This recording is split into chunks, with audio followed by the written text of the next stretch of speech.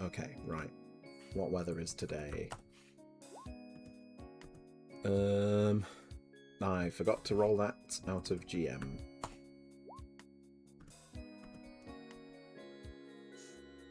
It's Clement. Oh. Okay, and we've also got the wrong music, but that was just because I was setting the mood. Sorry, you said, what was the weather? Did you say plant? We're just mishearing all that. It's Clement. It's no particular weather. Clement, not plant. Yes. Oh, I heard plant. Oh, I was no. really I was worried for that it. it was plant for a little while. Sorry, Like, yeah. It's like, oh, you know in Stardew where it starts raining green? Yeah, that's what I thought. I was like, oh god. On a 12 as well. No, right, We okay. haven't sanity checked before the session starts. Just calling the GM's sanity into question. I'll do it. It's like, alright guys, we're here for a very normal session here. So, it begins by raining blood, which is perfectly normal on my planet. Okay, anyway, welcome to Dancing in Limbo. That wasn't really an intro, but we're here now. We're enough episodes in, they don't deserve real intros. Yeah, exactly. We're there now. We can stop trying. So... There goes the last of our audience. Let's go home. Oh god, our final 3 views, I don't believe it. So... Everybody awakens, fresh as a daisy, on Wednesday the 25th of September. You all sort of managed to get to bed afterwards. You don't quite remember the rest of the evening. It was a blurry sort of mix of dream and wakefulness. But you managed to get to bed and you managed to all have a decent night's sleep. And so you awaken the next day. Oh, I have one quick thing to add. Yes. Which is that James cries himself to sleep. That is all. James what himself to sleep? James cries himself to sleep. Oh, Sorry, I'm having a burger. God, is he cursed with knowledge? No, I think he's just struggling after that particular sojourn into the dream. Yeah, that's fair. That was not an easy one. On the plus side, whether it is a plus side, several of you wake up with new sigils emblazoned into your mind. So you'll want to write these down, because I don't have anywhere to write them down. I keep forgetting what sigils you have. You're in charge of that shit. Oh no. So, first things first, Wren. Hello. You awaken with the sigil of the friend for befriending a loony. Yay! James, Yes. you awaken with the sigil of the true friend for allowing a monster access to your safe spaces. So hang on, Awesome. Krow got a friend, and then James got true friends. Friend, but better. And Rune. I'm going to earn sigil of the fake friend by killing Jezebel. And Rune, to finish off the trio, you gain the sigil of Yeah. the gladiator for killing Lovia with a greatsword.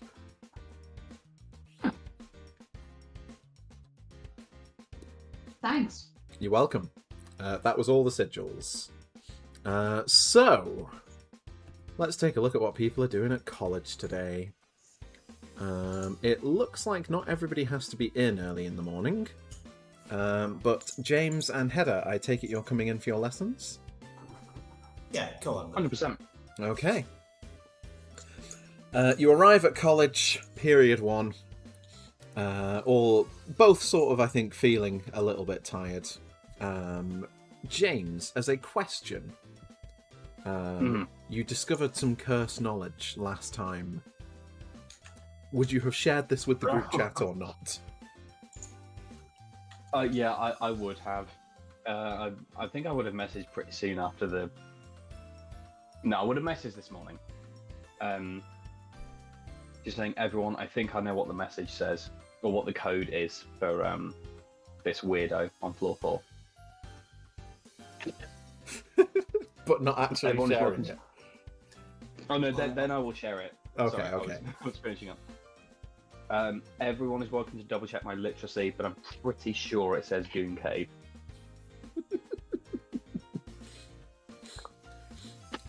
Okay. You see like a series of question marks from Amelia, who was not present in the dream last night. I replied to Amelia, "Be glad you weren't there." Yeah, excellent. Yeah, I discovered a couple more. That seems to be what it says. So next time, regrettably, we all know what we have to do.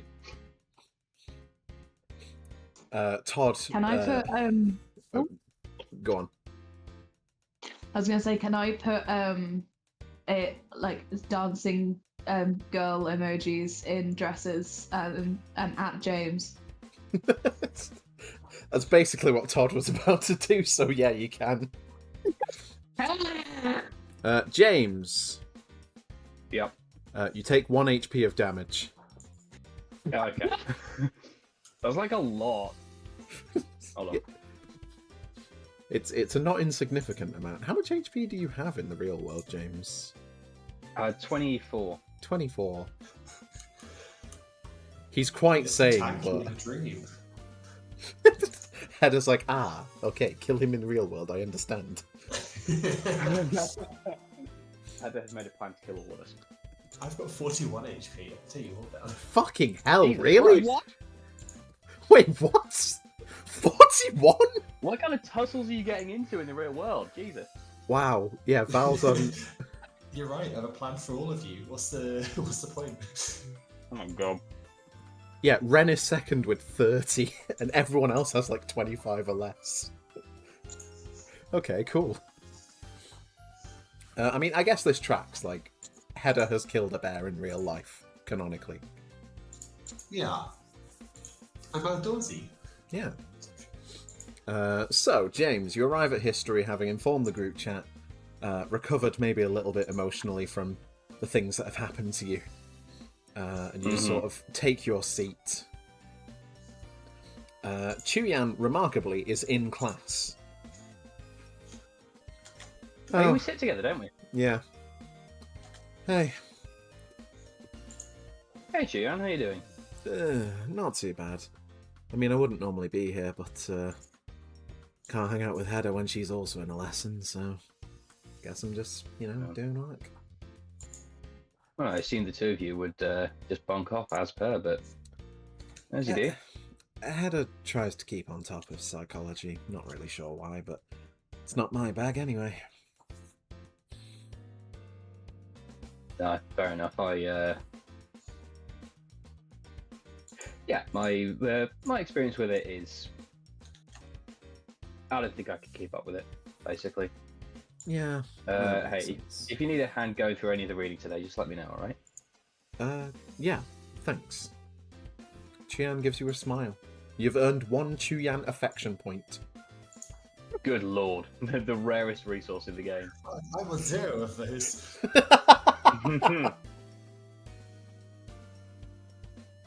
Okay. In the meantime, Hedda, you're in psychology.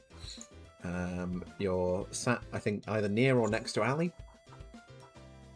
But she's not really paying attention at the moment. She's just sort of focusing on her work. Clearly too tired to talk. You too tired. I got the wrong way around. I read that as too tired to focus on work or to talk. I'll just get on with my stuff as well. Okay. Polly comes over to your desk and looks down. Yes, good. Well done. You're focusing well. Hedda. Yes. Roll for intelligence. God. Still so dumb. I rolled 8 total. Yeah, this does not help you. The nicest thing a teacher can say is that I am focusing. Just imagine Polly looking down and seeing Hedda writing like psychology is about the brain. Like a year into her The course. brain is responsible for thinking. Yeah, excellent. If only our brains work like that too. Okay, your subjects pass in relative peace, and we'll move on to period 2. Just to check before we move on with period 2. Wren. Hello. You don't have a lesson until the end of the day, but Val is going in for period 3. Would you go with her? Sleeping in. Okay, Wren's sleeping in. Val, Hello. you head into media studies. Amelia is with you. Woo. Woohoo.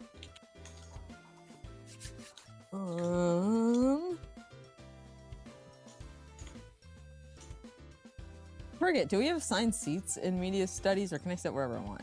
I mean, you can sit wherever you want. I'm gonna claim a table for myself. Okay.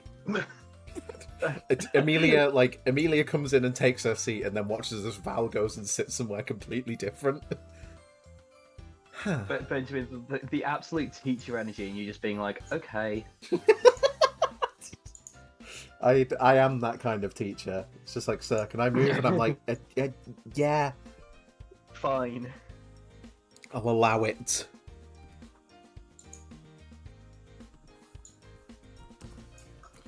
Okay, well, Val, you're sat on your own, which I suppose means for once you actually don't have anything to distract yourself with. Yeah. I think I'm going to do some thinking. Well, I'm going to look up some BSL, like, basic terms. And then I'm going to actually research running. Like, how to be faster. Huh. Okay, go on. Roll for intelligence, Val. Oh, is that? How low is that? Oh. Okay. What's the number? Let me check. Yeah, that passes for the waking world. Val. Yeah. You research a few things to say in basic sign language. In a way, you feel like you're becoming a little more connected with Wren, now that you're potentially able to talk to him in a new way. Can you please give yourself a point of lucidity? I thought you were going to say a red point, but yes, I will. Ooh. No, I'm not that mean. Only to James. I'm great. Okay, wonderful. Amelia also just gets on with her work. Behind her, meanwhile, Dorian has been not particularly paying attention to his media studies work because he is frantically texting somebody. Rune. Hello. You're at home. Your brother has just come in. He gives you a wave.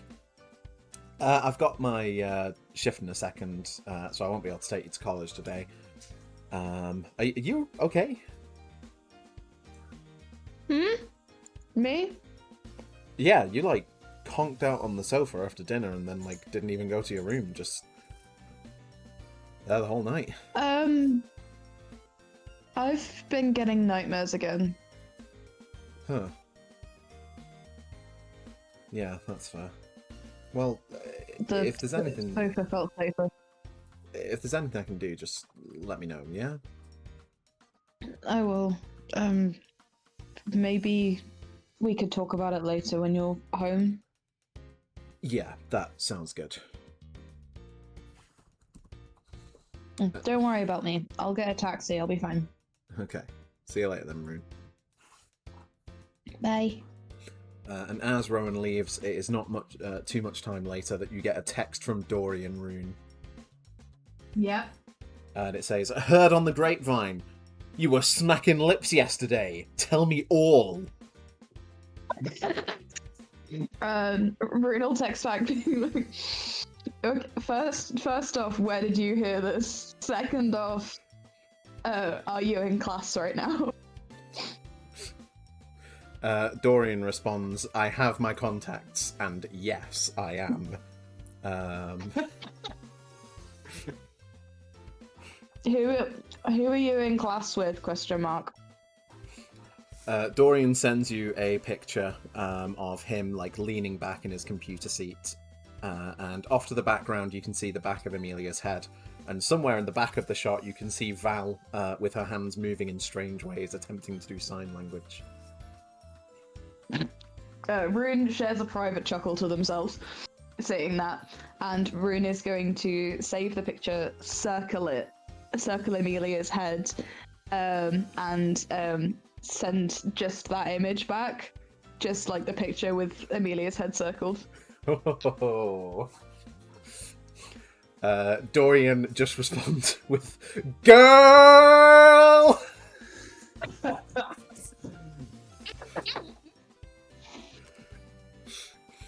He responds you went so loud there, I didn't actually hear what you said. It's a girl. Ah, thank you. Continue. Dorian texts, when are you in today? That's a good question. A Dreamweaver, when am I in? Is it last period? John Dreamweaver, let's have a look. Period 3, photography. Period 3. In period 3, meet up for lunch? Question mark.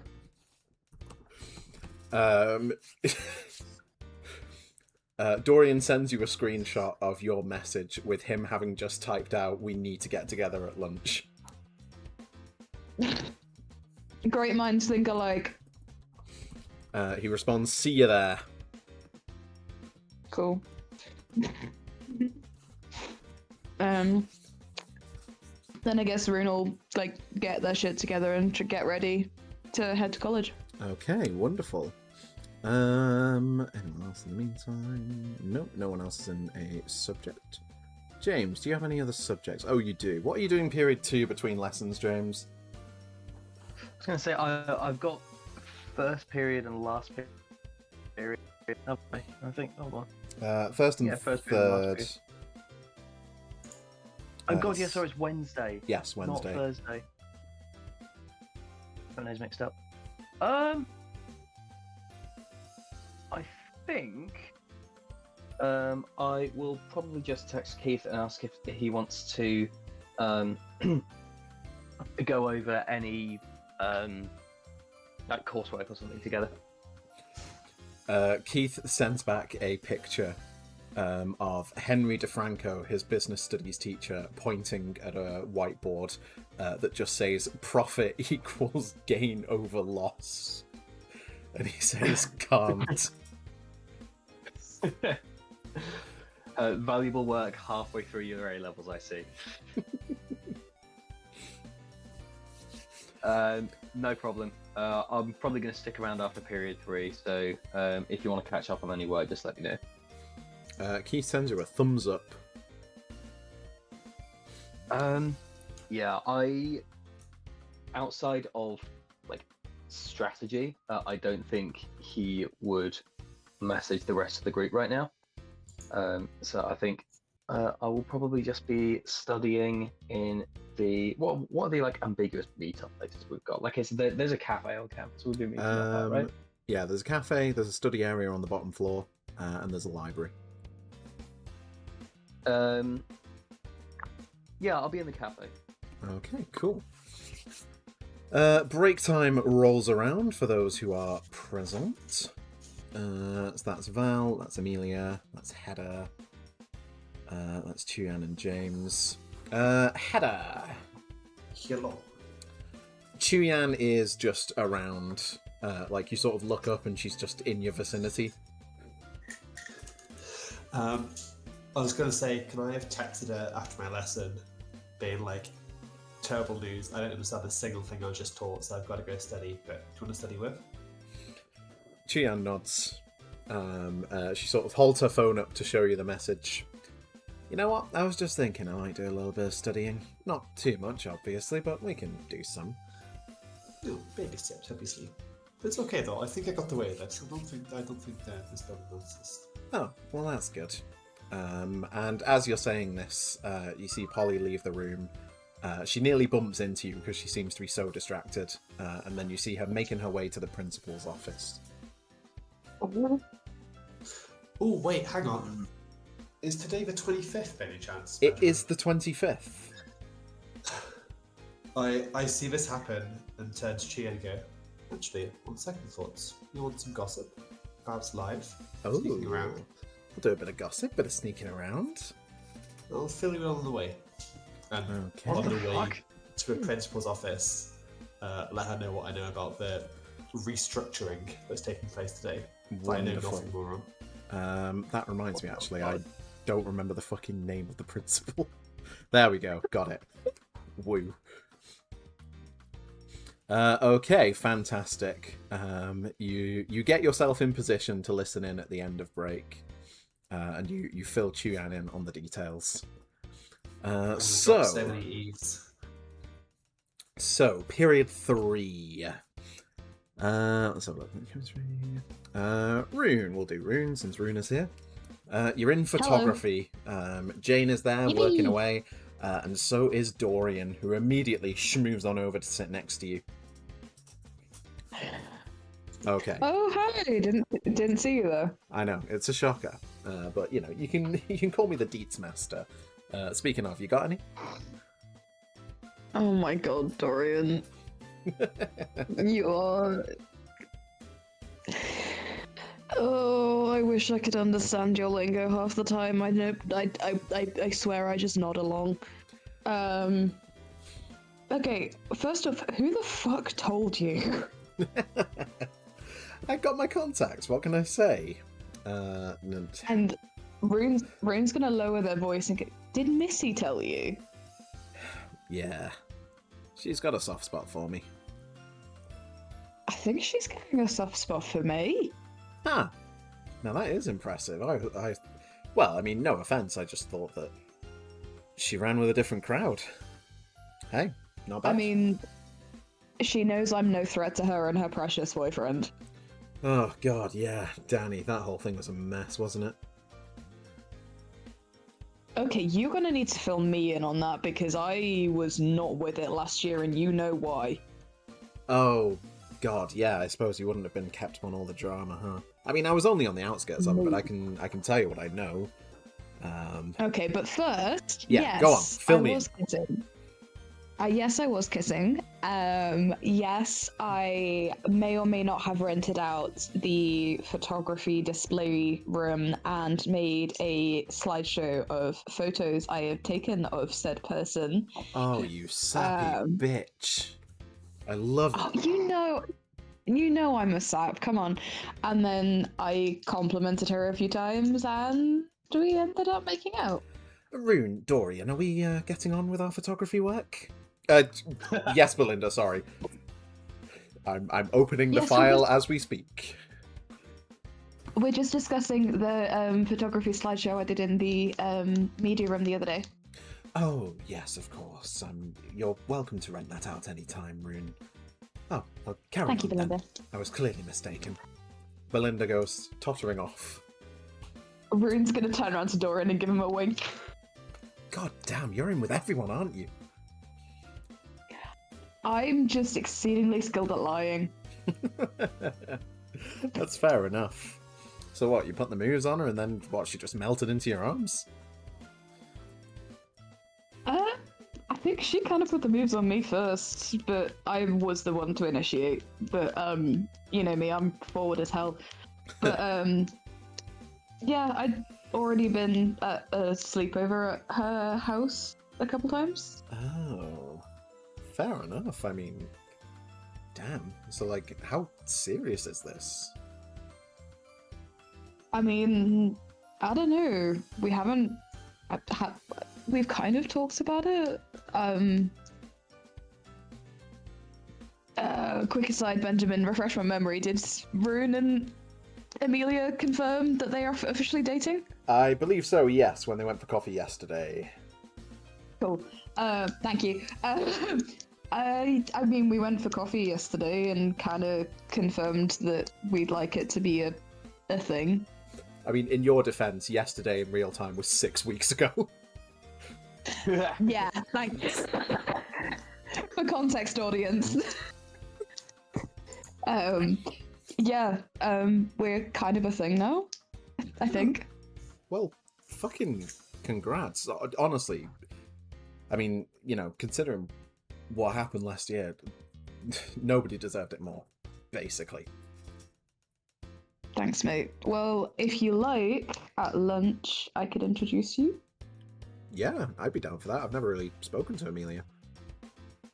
Gives me the opportunity to introduce her as my girlfriend to someone for the first time. Well, I can't deprive you of that, can I? And Rune's gonna blush a little bit and then say, right, okay, do you want to actually have a look at the photos that I took of this really, really beautiful girl? Oh, yeah, no, absolutely. And did you want me to fill you in on the other details?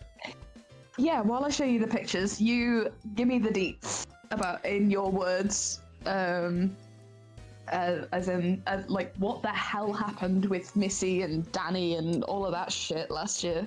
Yeah, so there's a lot of different stories going around. You will hear several different things. The big one that you've probably heard is that Ali was like a home wrecker. Yeah. Now, listen, like, I play video games with Ali sometimes. That's really not the case. Okay. What happened was there was, like, this friend group. I wasn't really in it, like, but, like, Chuyan and Ali were, like, best friends, and then, like, Danny and Melissa are good friends, and then Ruben and I hung out. And they all sort of became a little clique, you know? You know the ones that used to hang out on the roof last year? Yeah. Yeah, that was those guys. But, like, you've met Ali. Like, she likes a kickabout. She likes playing online games. Like, she's a lad's girl, if you will. Yeah. And as far as I can tell, Missy took that to mean that, like, she was trying to get one over on Danny, when actually she was just, playing football with Danny and Ruben, or playing a bit of Call of Line with them, stuff like that. Yeah. Missy was the one who started that whole Ali homewrecker thing. She accused her right out, and then obviously everyone went along with it. But then the issue was that, like, basically it was a with me or against me situation where everyone picked Ali or Missy, and, well, most people picked Missy. And then, obviously, when Chuyan, Ali's closest friend, decided to pick Missy and started spreading all that lies and... God. So, like, that's why Ali's mental health went in the absolute shitter, and that's why she had that freak out in art last year. Wait, okay, slow down. So let me get this straight. Chuyan and Ali were best friends. They were in a clique with Missy, Danny, Ruben, and who was the other one? I Am. She does music. I Am. Okay, I don't think I've met I Am. And Missy thought that Ali was trying to make a move on Danny because she was friendly and a bit of a laddie, a bit laddie. Yeah, basically. And so Missy started a bullying campaign against Ali, and Chuyan picked Missy, and Ali had a freak out. Like, I was probably dissociated in that session. I am going to be honest, if I was there at all. What freak out? It might have been a day you missed, I don't remember, but basically, yeah, I might have been at like, the police station. Chuyan decided to join in with the bullying, which, like, firstly, not great, but secondly, because Chuyan was so close to Ali, she knew, like, a lot of her secrets and, like, a lot of really personal stuff that, stopped being personal stuff soon after. And then I think it was just, like, a boiling point for Ali. I remember she just sort of... I think somebody had said something, or she'd got a message or something, and she just, like, jumped up and threw, like, her artwork and kicked a table, and we all got out of Dodge after that. I think Belinda sorted it. I don't know exactly what happened, but that's why everything got moved around, basically. Wow. Okay. So did yeah, Missy and Dan, did they have any repercussions for doing that? the main thing I've heard is that Missy is on what they call like a behaviour contract. That basically, if she steps out of line at all, the college have complete and total ability to kick her out. So she's on her last life, effectively. But Right. Chuyan's involvement, I don't think, was as well known. So she got no consequences, except for the fact that she and Ali don't talk anymore. Just a shit situation all round. It sounds it. Jesus, now I'm regretting being nice to Missy. Well, we're all a bit of a dick, aren't we, in first year? There's a difference between being a dick and borderline ruining someone's life Yeah, that's true. over literally nothing. Well, I mean, they're just the details. It's up to you what you want to do with them. But yeah, definitely be careful if you're getting close to Chuyan. I mean, I don't really talk to Chuyan, but I think one of my other friends, Hedda, I might have mentioned her, Scandinavian chick. Oh, yeah. Yeah,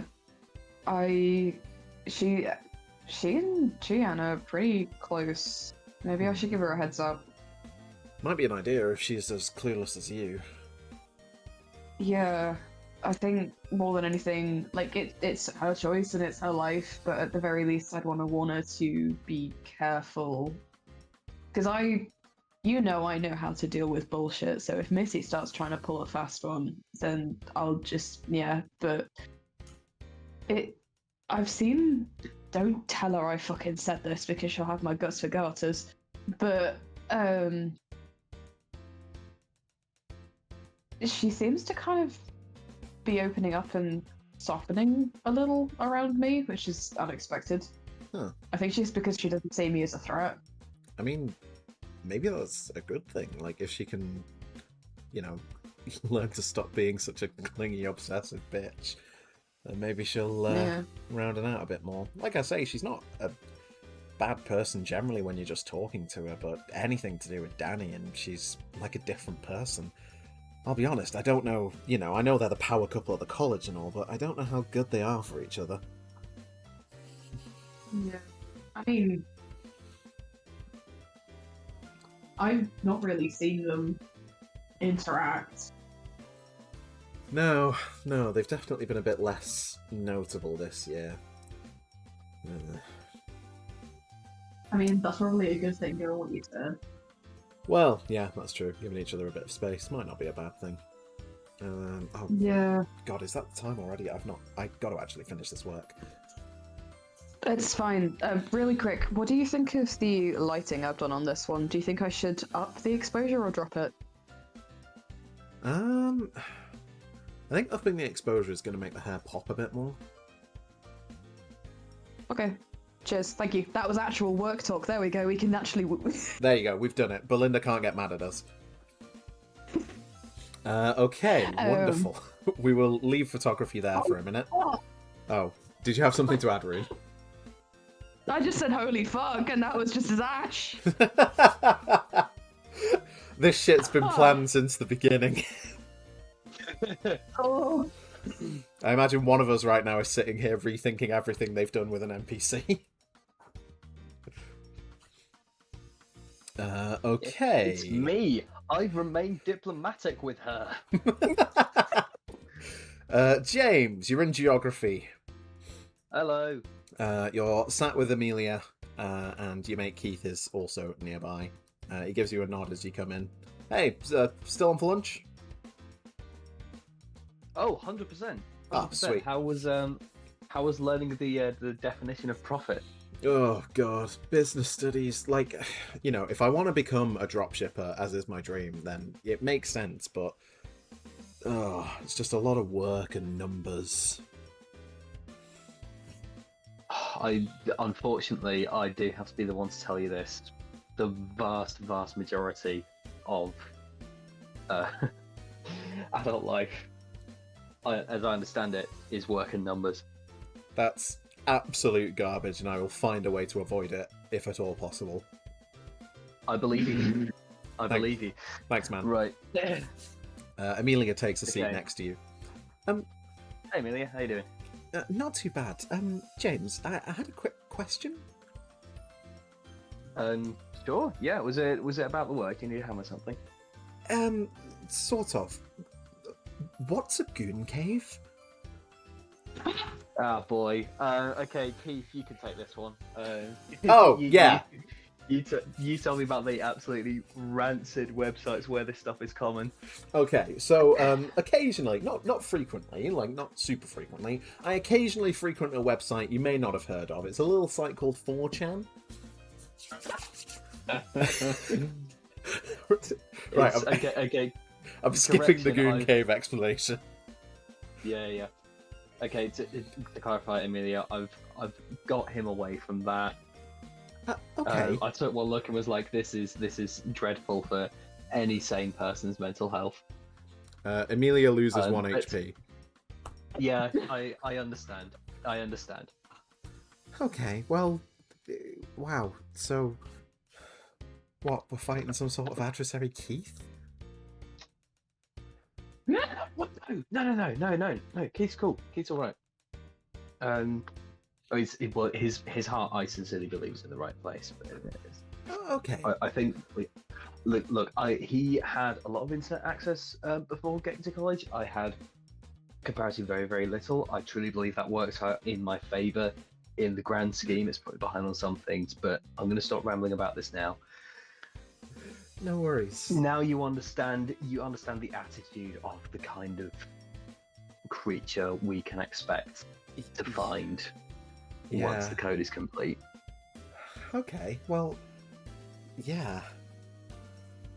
I really hope that's the only time I have to have that defined today. Yeah, here's hoping. I think everyone else is pretty internet savvy. I guess we'll see. Yeah, fingers crossed. Do you want to talk about anything else? Yeah, we probably, and at this point, Wilma Stanley looks over. Oh, Yep. James Amelia, talking again. James, can you answer this question on the board for me? James, Sure. roll for intelligence. You got it. Ooh. How about a 17? That'll do. James, you get a +2 to all focus rolls for the rest of the session. Ooh, baby. My intelligence is my highest waking world stat and is still 11 below Hedda's health. Incredible. Okay, end of period 3 then. No, sorry, not end of period 3. Hedda! Ooh. Hello. It is time. Roll for dexterity. Let us sneak. Okay. Alright. 17. Okay, Chuyan also rolls for dexterity in a way that doesn't actually show up because she's not a character. Does she also get a 17 perchance? Yeah, we'll go with that. Chuyan sneaks along with you. You head down the corridor towards the head's office, and you are able to ever so slightly just tip the door open so that you can hear what is being said. You can hear Polly talking to, what's her face? Sally Appleyard, principal of the college. Ooh. You don't need to worry about the restructuring, Miss Bannon. It's just... Well, let me put it this way. We found that in the last couple of years we've had increasing demand for subjects such as photography and media studies, and decreasing demand for subjects like psychology and sociology. Effectively, we don't think it's going to be possible to give you a full 5-day-a-week timetable. Oh, but there must be something. I could teach another subject. Well, you just don't have those qualifications, do you? So, you know, we're not thinking a complete removal. I'd hardly want to get rid of a fine teacher such as yourself, but you have to think sort of in terms of practical business. Chances are we're going to only be able to offer you about 0.2, 0.4. What? You want me in 1 or 2 days a week? I can't live off that! Well... look, I'll see what happens at the end of the year, but based on current submissions that we're getting, it's looking like we may have to cut down on the number of psychology and sociology classes. It's, it's just a matter of the numbers, the data, isn't it? If, results go well, then we might see increased drive for it, but right now I just don't see that that's a subject that's particularly growing. So we're thinking, we'll use some of what we, get from your reduction in days to introduce some new teaching staff to expand on photography and media studies. Belinda will be retiring at some point soon. We have to start considering these things. But what about me? What do I do? Oh, you'll be fine, Miss Behrman. You are a strong and capable teacher. You will find work anywhere. I moved here for this work. I moved here for this job. Yes, and we do very much appreciate that. I don't imagine there's much else that we need to discuss, but I'll let you know once we get the final numbers, and we'll start talking about our reduction, shall we? Right. I see. You hear a chair being shoved back bluntly, and the click-clack of angry high down heels. the corridor. You and Chuyan dive round a corridor and into some seats to pretend that you were sat there the whole time. You see Polly sort of stomp past, clearly, unhappy, and Chuyan leans over. What the fuck? Right? Crazy. I didn't realise they could just shorten a teacher's hours like that. Oh my god. Uh-huh. That's rough. I mean, poor Polly. I mean, it can't be easy, can it, with the number of boys that just come to her subjects to leer at her.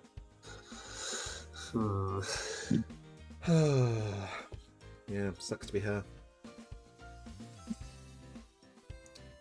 Well, you want to get lunch? I'm not super hungry at the moment. Okay, well, if you do want to do that studying, then let me know, yeah? Yeah. Cool. Chuyan walks away.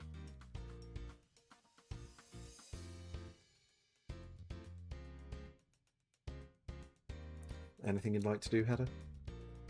I will ponder for the time being. Okay. Lunchtime begins. So who have we got? We've got Rune and Dorian. Val.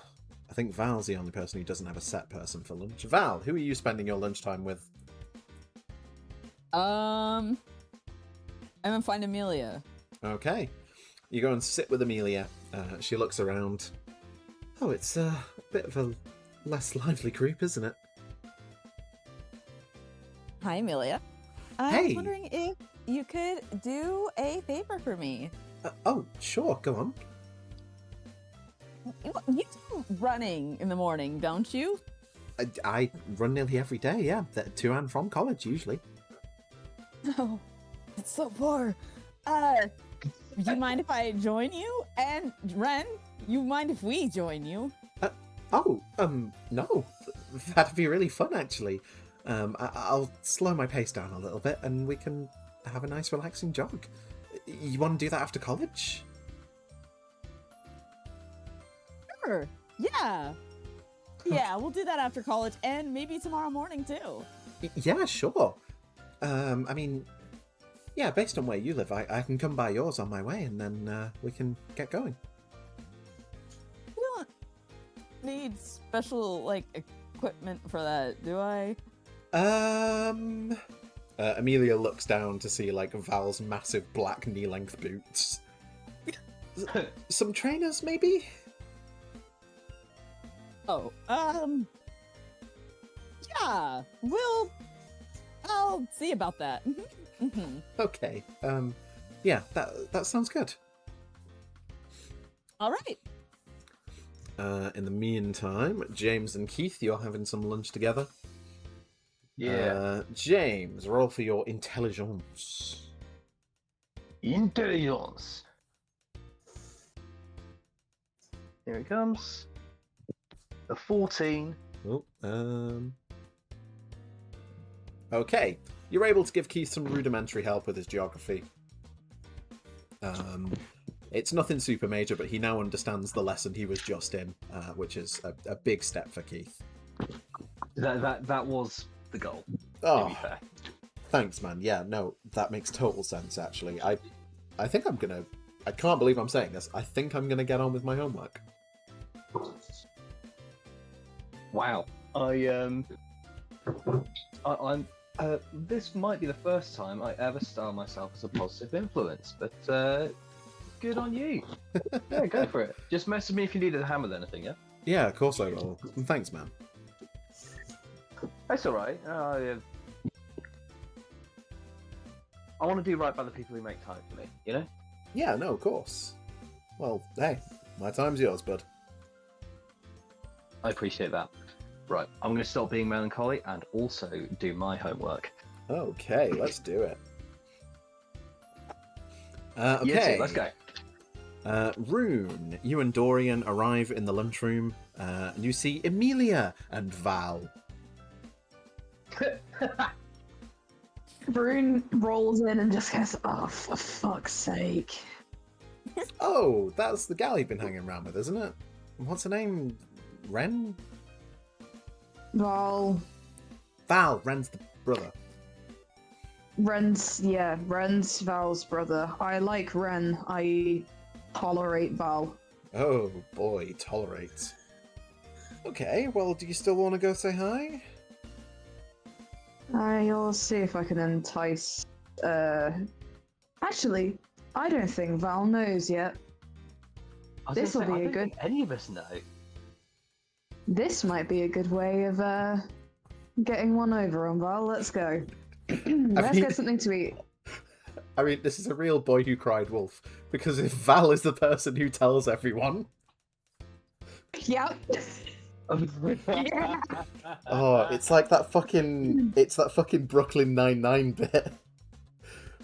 Rune's like, I was hula hooping, and Val's like, why are you telling me this? Because no one will ever No believe you. one will ever believe you. But yeah, so Rune and Dorian will like grab some food and wheel up, and Rune's going to sit on the other side of Amelia. You go, hey, Amelia. Hey. You Hey. okay? I'm good. This is my friend Dorian. Oh, yeah. Hi. I think you've got media studies together. Yeah, we do. We've not really spoken much, but yeah, hey, I'm Dorian. Hey, nice to meet you. I'm Val. Dorian. You know. Yeah, hey, Val. Dorian does circus with me. He is my partner in a lot of the paired aerial stuff. Mostly because he is one of the few people who can hold me up.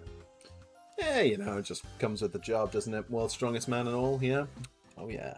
Oh, shut up! And Rune's gonna like give him a playful slap. And I wanted to introduce you because you are both very important people in my life. And Rune's gonna like blush ever so slightly as they say that, looking at Amelia. Val looks over like, oh my god.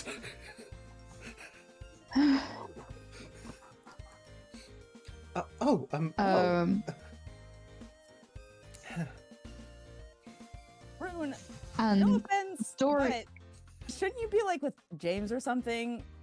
I'm trying to have a conversation with Amelia. Rune is going to look Val dead in the eye and reach over with their hand extended to Amelia and see if she takes it. Amelia will take it. Rune wraps their hand around Amelia's and looks at Val saying, "Sorry, I wanted to come and sit with my girlfriend." Pardon? It really just sort of happened. Huh? Did I Rune's not gonna say. Rune's not gonna say anything. They're just gonna smirk. No offense, but like, when have you two ever talked? What do you mean? I saved Rune from a dragon. At this point, Amelia like turns over to Dorian and then looks back at Rune as if to say, like, does he know? Rune kind of gives a gentle shake of their head and mouths not yet. In a video game that we all play together. Good save. And, you know, that kind of virtual death-defying experience really brings people together. Wild, because I've like saved some people when I'm playing Life of Legends, and I've never felt the, you know, urge to date them, but you know, go off, I guess. Hold on. I mean, we've been gradually spending a bit more time together. I went to Amelia's a little while ago so that for a sleepover with just us, so that I could spend a bit more time with Bex, as Bex was so kind to me. I've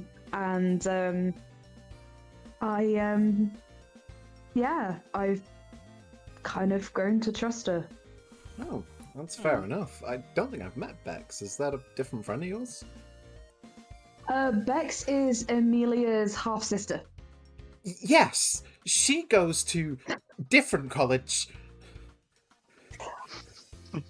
Hold on, Yeah, Yeah, different college. I'm gonna roll for an Amelia speech check. My god. Oh, fuck! Oh no. Dorian just, like, raises an eyebrow. He doesn't actively call her out on it, but he clearly doesn't believe her. Rune will turn to Dorian and mouth, "I will explain later." Okay. But, yes, Dorian has been my longest friend. We've been friends since, God, childhood? Yeah, practically forever, huh? Yeah. And he got me through a lot last year. And so I am very grateful to him. And yeah, I felt it would be important to introduce you, especially since someone can't seem to keep their mouth shut. And they like Rune looking at Dorian, being like, Wow. He'd already heard that about our time in the photography room before I told him. Oh, well, oh dear. I didn't think it was going to get around so quickly. I thought it was like a little secret. Oh, well. It's kind of fun though, isn't it? Don't you think it's exciting? I mean, if you Val? want Charmed. to keep it a bit, if you want to keep it a bit quieter, I don't mind just keeping it within our friends. It's just the only people I have told are Dorian, my brother, and now Val, I guess. I really don't mind. You can tell whoever you like. Just shout it from the rooftops if you want. Oh.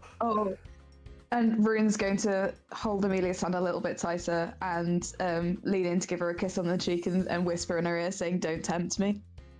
I'm getting up.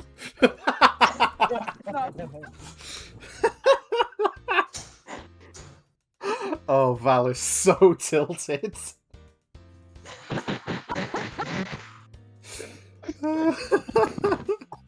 Okay, you know what? I'm just going to smash cut lunch there. I think we've peaked.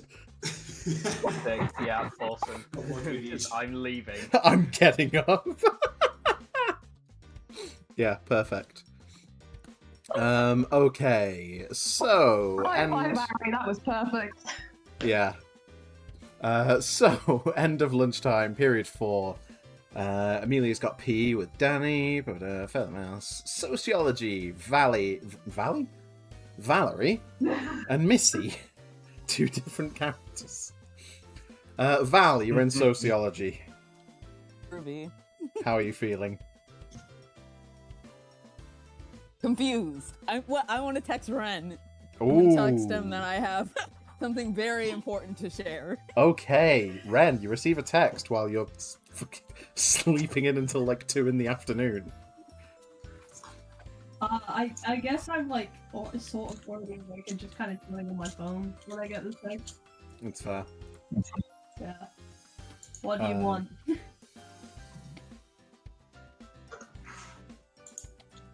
Guess who has a girlfriend? As you text this, Polly comes in through the door. She just sort of clicks her fingers. Val, phone out. And then she sits down. Essay up on board. Just start writing your answer. And then she just sits on the computer and like completely ignores the class for an hour. Oh fuck. God.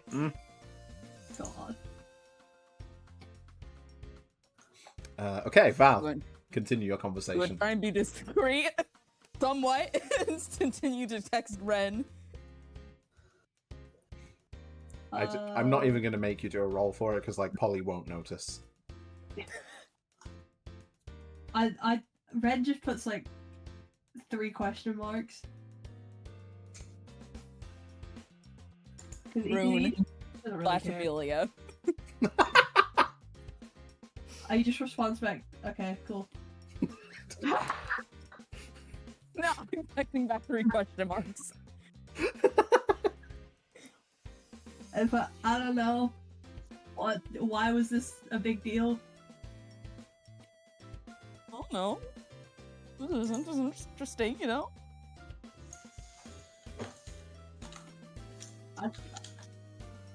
I feel like Rune would tell me if they wanted me to know this. What's that supposed to mean? I just think it's a bit weird that you're going around gossiping like this. Wren, Hello. you get a text from somebody other than your sister. Oh, good. It's Todd. Oh, wonderful. Good. He says, God. "Hey," Hello. and then he follows up. He says, "I think you have a lesson, but I am actually free for once this afternoon. Do you want to bunk off and lol?" I do. I do. Oh, I do. Oh my shit! You have wooed me. Imagine the Todd affection points, Ren. If you lane with your buddy. I'm good. I messaged Valerie. I won't be in today. LOL. Wait! Val breaking down, sobbing in sociology.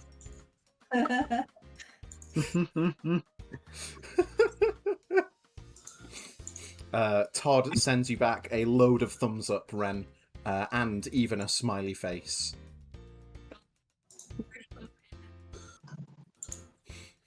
Okay. Anything else you'd like to do in your period of sociology, Val? I'm weeping. So valid. You say you're leaving I'm I get up. again. Val enters the dream. I dream up. Okay. So let's have a look. Hedda and James, you don't necessarily have to stay in any further. Although James, you do have circus. Is there anything specific you're doing with period 4?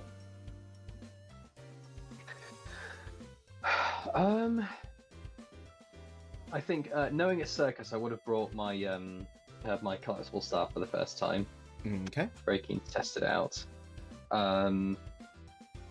Period 4. God, I'm getting like this game is giving me flashbacks specifically to the boredom I felt in really long free periods. It's deeply uncomfortable.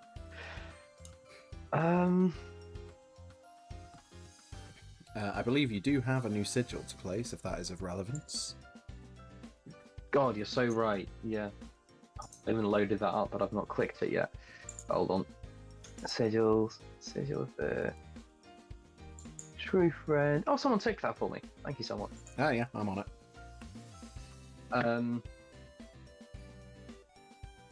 God, where else can we think? I can't think of any place off the top of my head, so I will check with the group. Is there anywhere on campus that's not safe right now? Amelia will That we can message think of. back, provided she's not in class. Yep. Oh, no, period 4 and 5 she's in PE. She does not message back. Oh, well. I'm pretty sure we've done the library. Well, hey, I'm sitting in the cafe. Let's just do the cafe. Okay.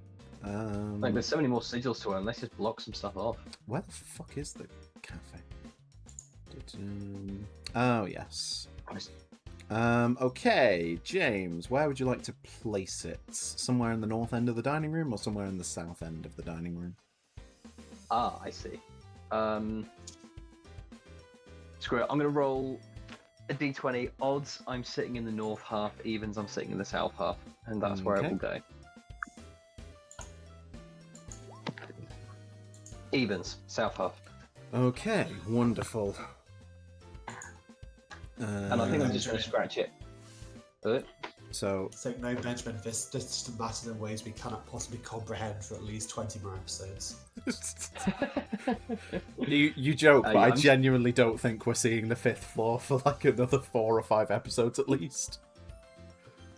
I think we got this. Okay. Wait, no, fuck, I've told you it's on the 5th floor. Shit! Oh, fuck. I wasn't going to say anything, but now... You could have snuck past it, but now all of China knows you're here, mate. All of China knows. Okay, right, that's fine. It's still question marks on there, but you have placed a sigil in the dining room. Let me just make a note of that. And while I do that, Hedda, what would you like to do with this bit of free time you possess? I have probably gone home. That's fair.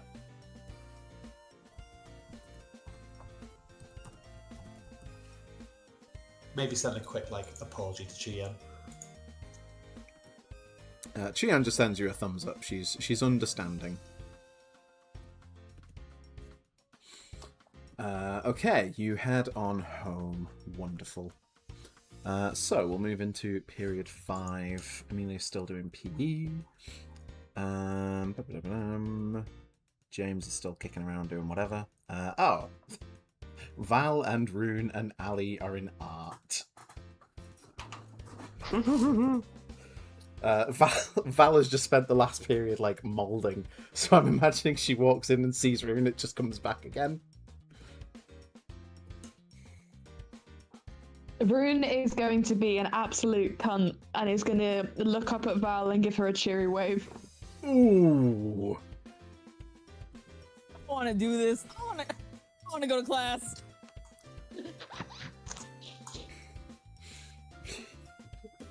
Val, you turn to leave and then you just catch Belinda's eye. Going somewhere, Miss Curtis? I forgot my brother. I'm gonna go. Val, could you make a very hard strength check, please? Oh.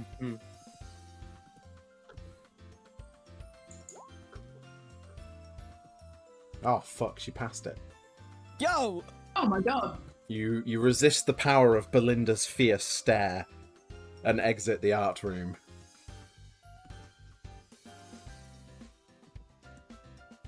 Rune will shrug and turn to Ali and go, I wonder where Val's off to. Beats me. The Curtis twins are interesting, aren't they? That's one word for them. Yeah.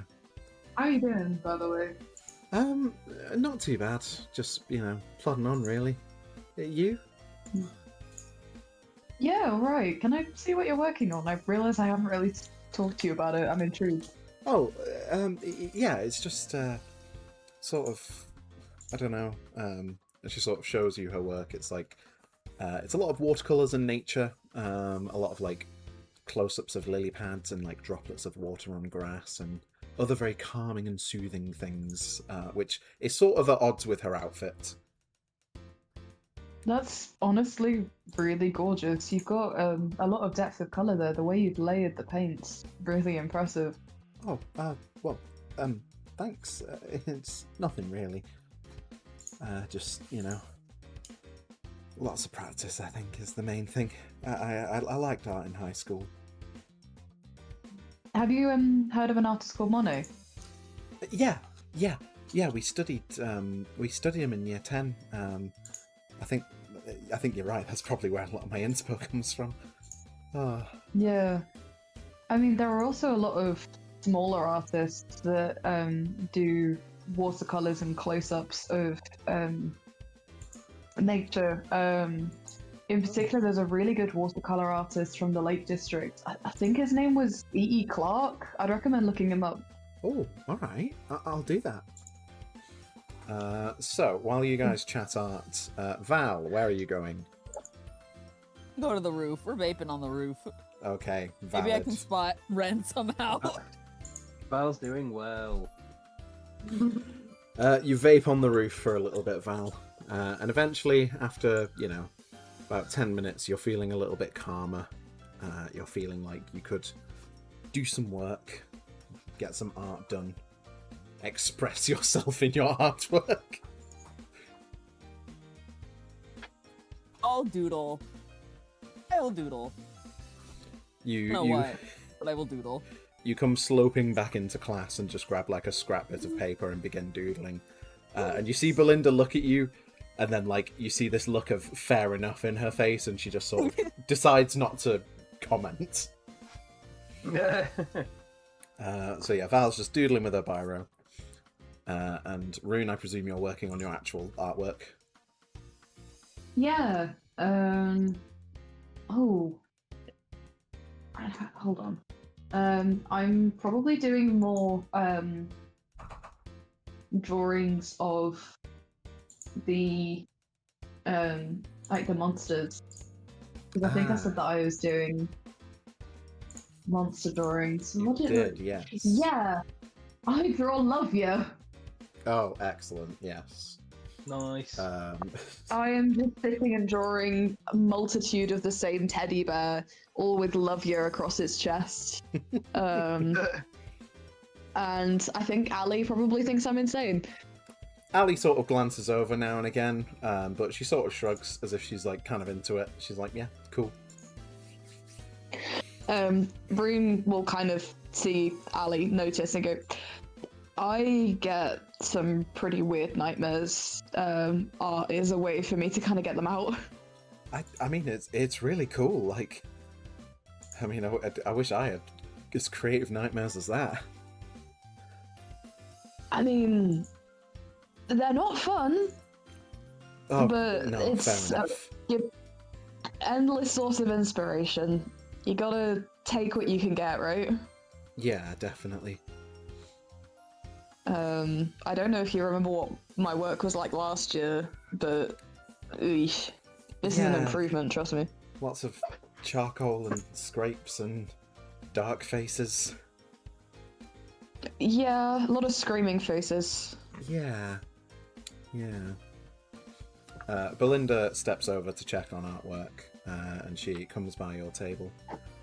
Oh, Hi, Belinda. Very interesting. I'm loving this. Yes, Val, your watercolour piece is looking fascinating, but do your actual piece? I don't know if you broke up, but... Yeah, something weird happened there. Wait. I'm a call a lucidity check. Yeah.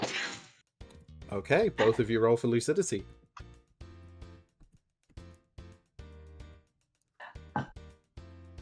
No, if Roll20 decides to wake the fuck up. Oof.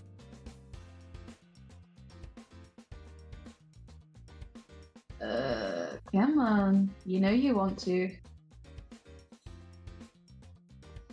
Oh, Roll20 is low. Lucidity. Okay. Quick follow-up question before we move on. Rune and Val, do you have your familiar items with you? No. Mine's an earring. I'm usually wearing it. Okay. Well, in that case, as Belinda points this out, both Rune and Val look down at Val's artwork, only to realise it is not, in fact, what it was supposed to be. Oh boy, why is this happening? Nope.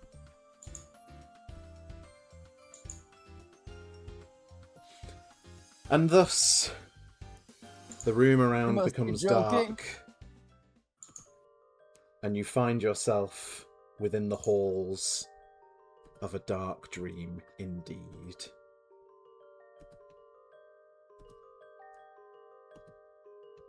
Of all the You people, must be to kidding! of all the people to land in the dream with, oh my god. I'm hitting my forehead with my palm, trying to wake up.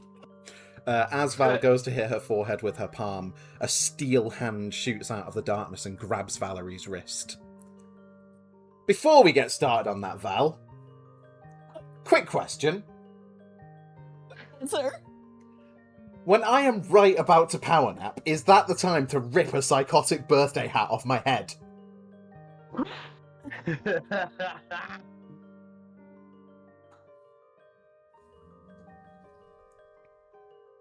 Yeah? The logic was, if the hat is off, then it can't do more damage, you see? Can't Yeah, but, fault me like- for logic. Yeah, but you could have at least let me, like... What if you'd failed? I'd have died anyway. You could have at least let me power nap. Oh, Do I you're ever fail? hopeless. Oh. Was the one who died. Hi, Arun. Hey, Vala, how are you? I'm fine. Good to Can see I you come again. with you for this stream? Sure. You're my familiar, get over here! Ugh. Look, you better not do anything else stupid, okay? We're on thin I ice haven't here. done anything stupid. Not even gonna answer that one. I know you're an aspect of Valerie, but you are the aspect of Valerie that I tolerate the most. I do my best. What can I say? Valor is the truth. Now Rune is then. gonna look at Vala and look back at Val and shrug. Now, quick question. Does anyone know how deep in the dream we are? Fuck knows. And with that, we will call it a break. Yippee! Hey! I will see you all back at 20 past. So that's about 25 minutes, if that's acceptable. Yeah, you. Works for me. Wonderful. See you all shortly. Bye. Bye.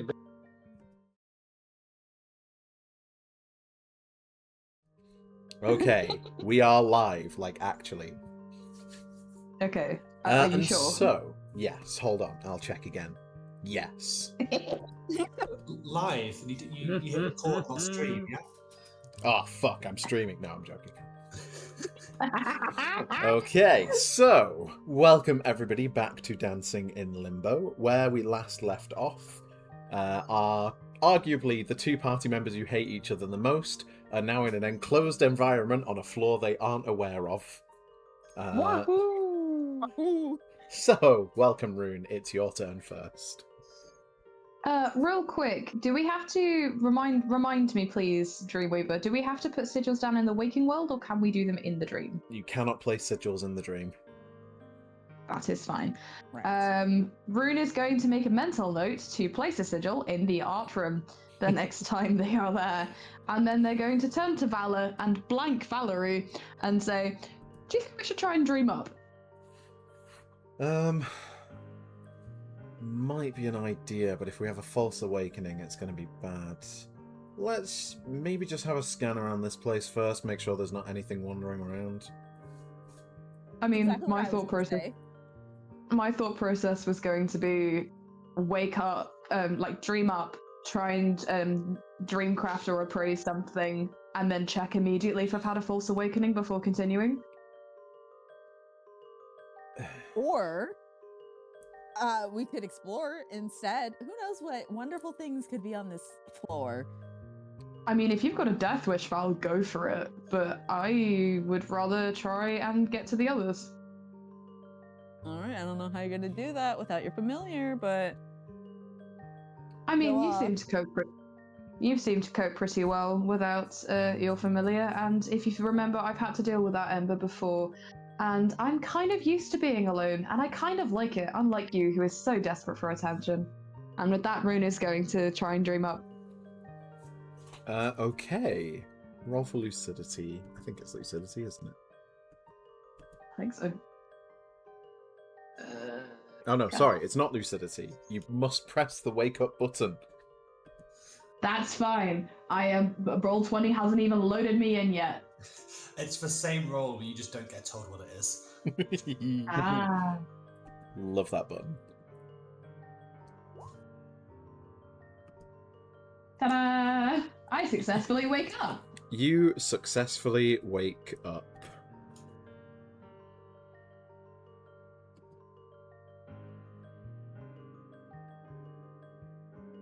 Cool.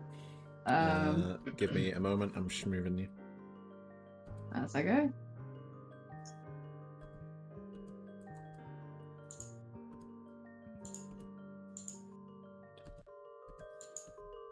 Okay, Rune. You awaken on a different floor, in a different place. You find yourself in what appears to be your form room, protected by Emilia's sigil. Perfect. Is waking up the only thing I can do right now? Very good question. I believe it's counted as a movement action, so you can still do a regular action. In that case, I would like to make sure that I have actually woken up, please. Okay, how do you intend to test that? I would like to try and dreamcraft something. Okay. Just to check, Rune. Yeah. Is Rune aware of how to check whether they are still in a false awakening or not? That is a good question. I mean, I'm sure they've seen people have a false awakening, and I feel like Ember's probably explained it. That's true. You do have a guide familiar. I'll allow it. Yeah. I was gonna say, given my familiar type, could you briefly remind me what Blitz and Dealmaker do, please? I can indeed.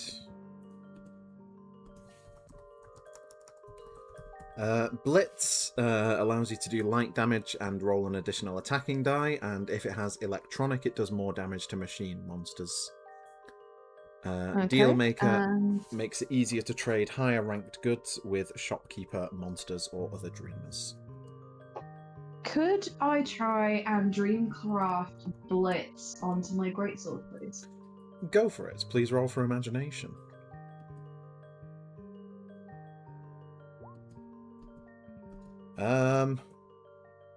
Yeah, that'll do it. Thanks. Yeah, that was way beyond the benchmark, I'm pretty sure. Am I actually awake? Yes, the Dreamcraft goes off without a hitch. Amazing. So I have not had a false awakening this time. Yippee. So Rune is in a safe room and has confirmed that they are actually awake and has just abandoned Val. They're feeling pretty good right now. Oh dear. Okay, cool. In which case, let's get back to...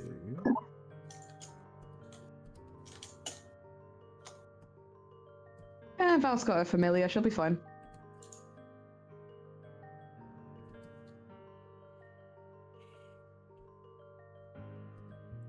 Provided she doesn't kill her again. Val. Hey. You're alone on a dark floor. Rune has left.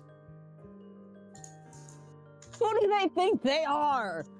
Just abandoning me like that. I mean, okay, was it a good idea? Baby, was I gonna admit that? No! They pissed me off. I can't even dream up because they're probably up there. I don't know. I mean, at least if you dream up, we can, keep ourselves safe. I don't like the No. look of this floor. You dream up, they're gonna be up there and you'll be like, oh, I told you so. So we have to stay out of here out of spite. You realise that we aren't going to get, anything solved if you two keep pissing around like this, right? Just left. Just left. They could have solved our problems with a nice chat, but they just up and left for no reason. I don't know why.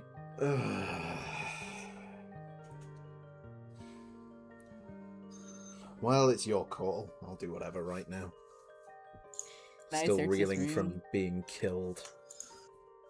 Oh, You get can over it. roll for focus.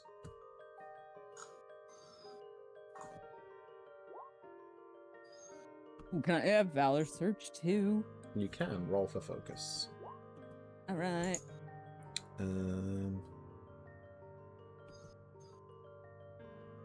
Okay, yeah, big successes here. Yippee! Valerie, you find a pen Alright. and a drawing. A pen and a drawing. Vala finds a plastic chair Sure. and a paintbrush. Okay. Can I send some stuff to safe space storage? You can open safe space storage and put it in there. Ooh. Alright. I legally have to announce what I'm putting in there. I guess not. Okay. And is that your turn, Valerie?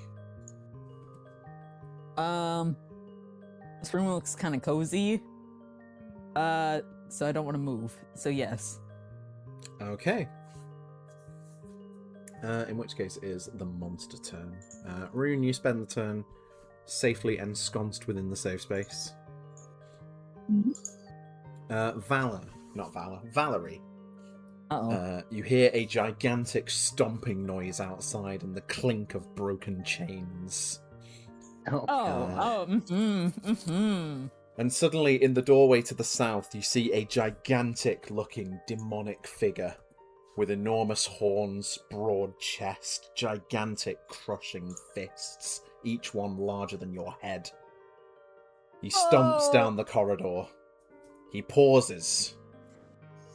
And then he turns around and begins stomping the other way down the corridor. Not this. Okay, we are, not going out there right now. Maybe that's a good call. Okay. Wonderful. So...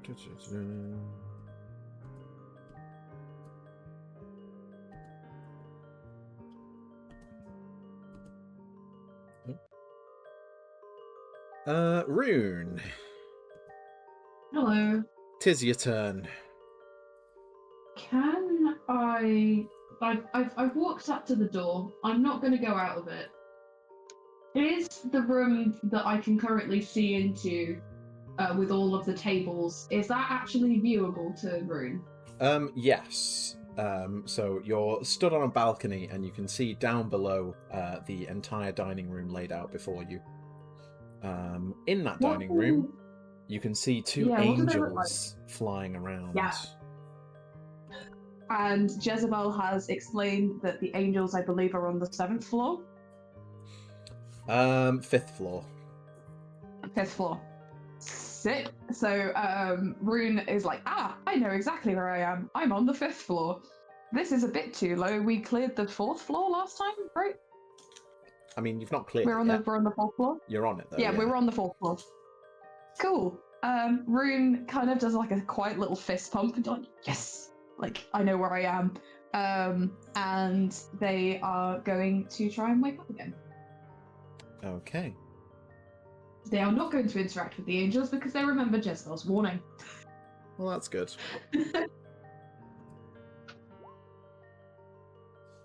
Let's have a look. Okay. Oh, wait. Oh, God. Loading, please. Oh,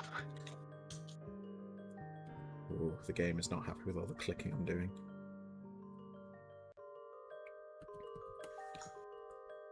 Okay, fantastic. You successfully wake up. Yay! Sorry, I've moved you and then not actually moved your token. Give me a second. It's fine. I'm making notes, you're all good.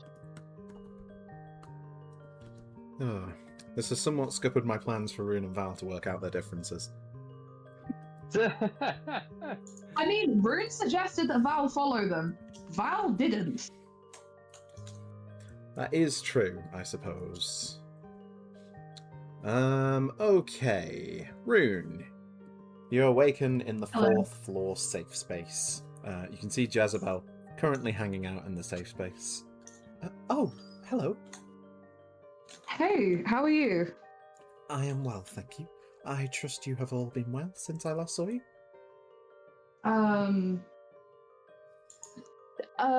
Good question. So, you know what you were telling me about the 5th floor? Yes. So, Val and I fell asleep at college, and we landed, I believe, on the 6th floor from my deductions, because when I dreamt up, I saw a bunch of angels over a balcony. Ah, I see. I didn't interact with them, they didn't see me, I was in a safe space, I came straight up here. Well, that's good then. I remembered your warnings, and I thank you. Of course. I'm glad you were able to keep yourself safe. I'm sorry you had to be down there alone. It's okay. I have a question. Yes. You can traverse floors, right? Indeed, monsters can move between floors. Would it be possible for you to find Ember for me? Yes, I can do that. Ember, you're familiar, yes?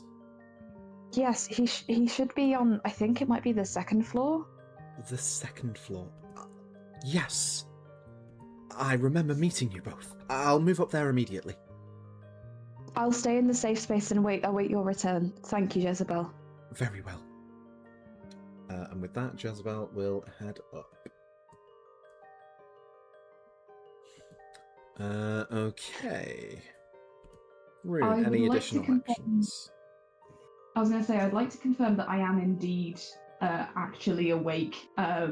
Despite the fact that I was in a safe space, I do want to confirm it. Okay. Aside from dreamcrafting, can you remember other ways to confirm that you're awake, aside from like trying to hit something? I'm afraid I can't. In that case, I am going to try and fire my bow out of the safe space. Just at nothing. I just want to see if it works. I'm afraid the protections of the safe space prevent you from inflicting damage outside of the safe space. right. Can I fire the bow at the weird writing in the safe space? You can. The arrow thunks into the wall. I don't know. Okay. Rune is gonna stay put. Okie doke. Meanwhile then, let's check back in with poor Val on the 6th floor. Val, what would you like to do?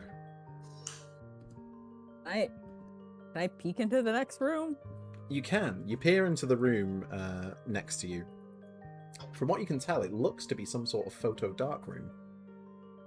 Oh no, I know there's something sinister in there. Absolutely not. Absolutely not. We're gonna crouch under the table. We're actually gonna dream up.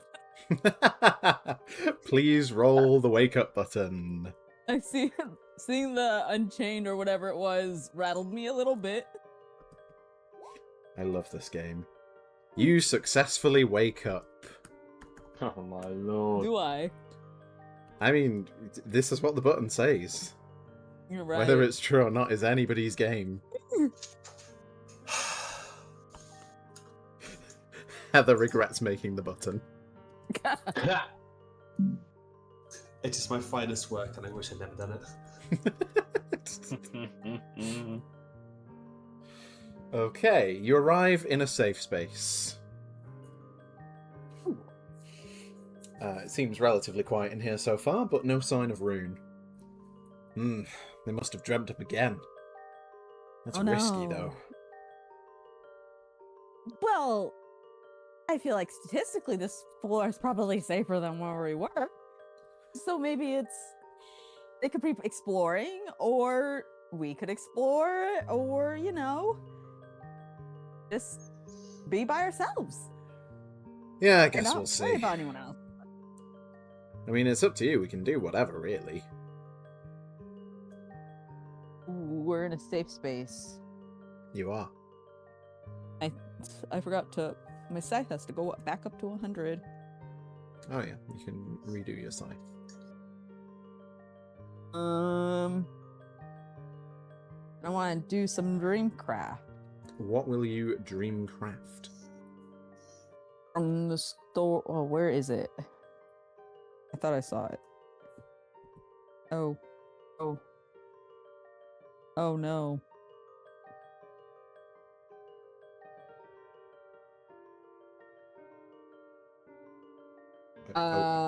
There's a safety space spin in safe space storage that I would like to put onto my scythe. Okay, roll for imagination.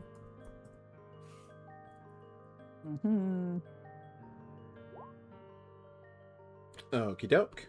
Safety pin, you say? Yes. Do you know what traits you're putting on? Needle. Okay. You may put needle on your scythe.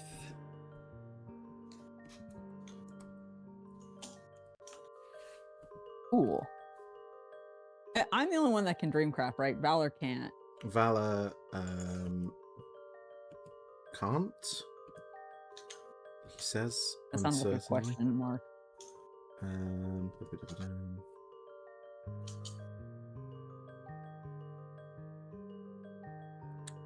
Yes, they can't. When you hit relationship level 2, she'll be able to appraise for you, though. Alright. So, you know, that's neat. Has this room been fully searched? I don't believe it's ever been searched. Valor will search. Then. Okey-doke. Oh god. Are you sure? Okay, with the solo bonus, that is still just barely a success. Yippee! I was deeply forgiving, apparently. Valor finds a calculator. Happy with that? Yeah. Okay, wonderful. It is the monster turn then.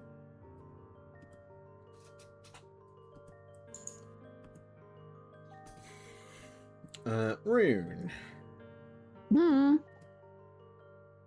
You can hear somebody wandering around on the road outside. Can I go and have a look? You can. I'm staying in the room, but I look. You peer over and you can see what appears to be like a shabbily dressed man who's currently just sort of staring at the wall and tapping it a couple of times.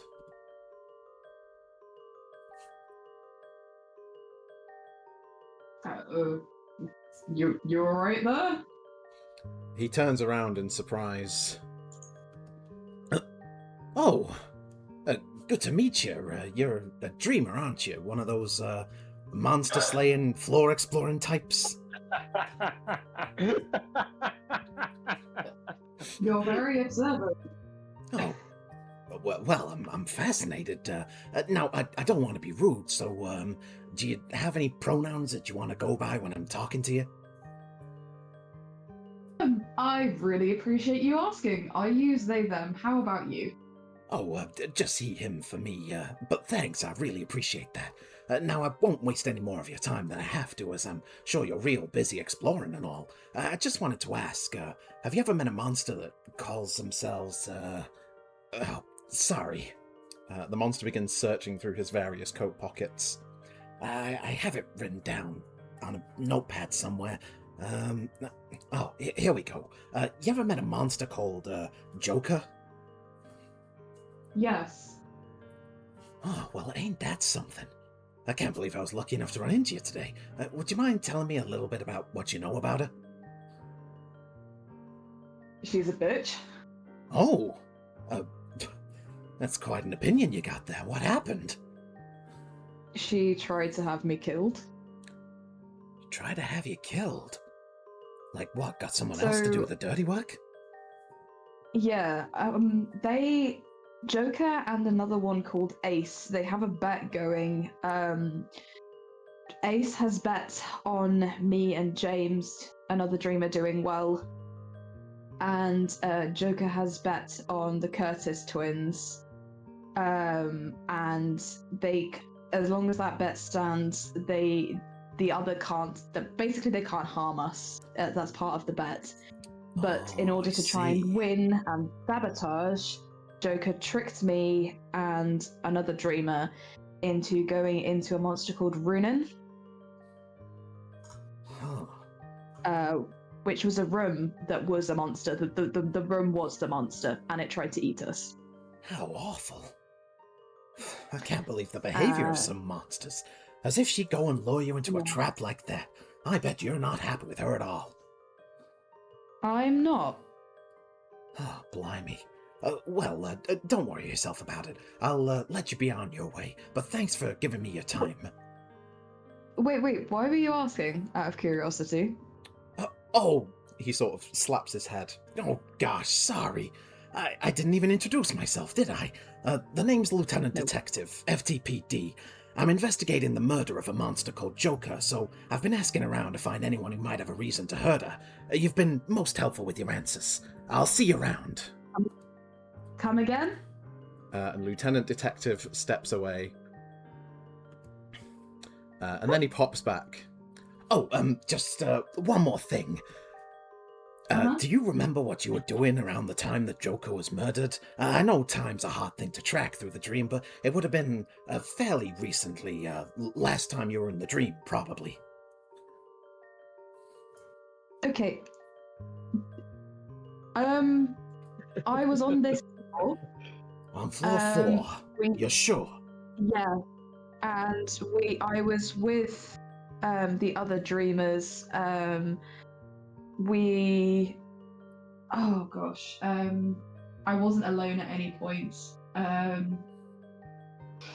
We encountered Lovia and Darned Threads. I see. And we dealt with them. But I wasn't alone at any point. I was always with my companions, and I don't remember encountering Joker at all. I wasn't aware that Joker was dead. Well, that's fantastic news. I just had to ask, you know. Sorry, wife's always telling me I forget my own head if it wasn't bolted on. I'll see you later. Okay, goodbye. Lieutenant Detective steps away to continue his investigation, leaving Rune sat nonplussed in the corner shop. Oh boy. Rune is concerned that they're being set up. Do you imagine Joker on another floor, like, it's that Moriarty thing, like, I'll kill myself just to see what you do. Oh my god, okay. Benjamin, you keep throwing curveballs at me today. I've travelled. Leave my poor brain alone. It's been a real curveball day. I've been so excited to reveal Lieutenant Detective. Absolute icon. Okay. No. My favourite part of that entire interaction was that Isaac DM'd me midway through the conversation to say Ash is about to get one more thing.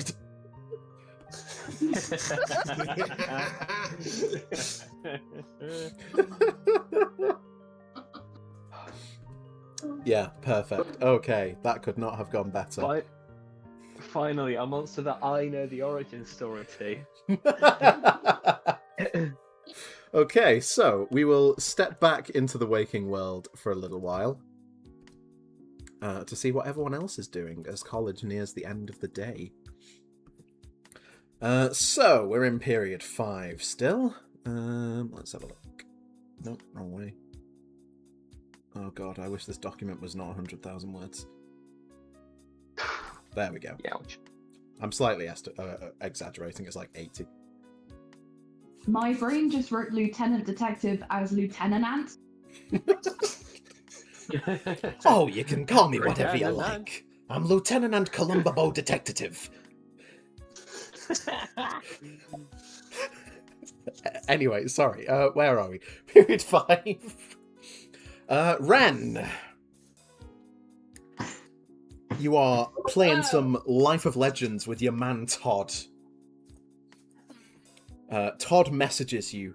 You see like on his messaging service, it says like typing pops up and then disappears, and then typing pops up and then disappears, and then finally he types, "Do you want to move to VC?"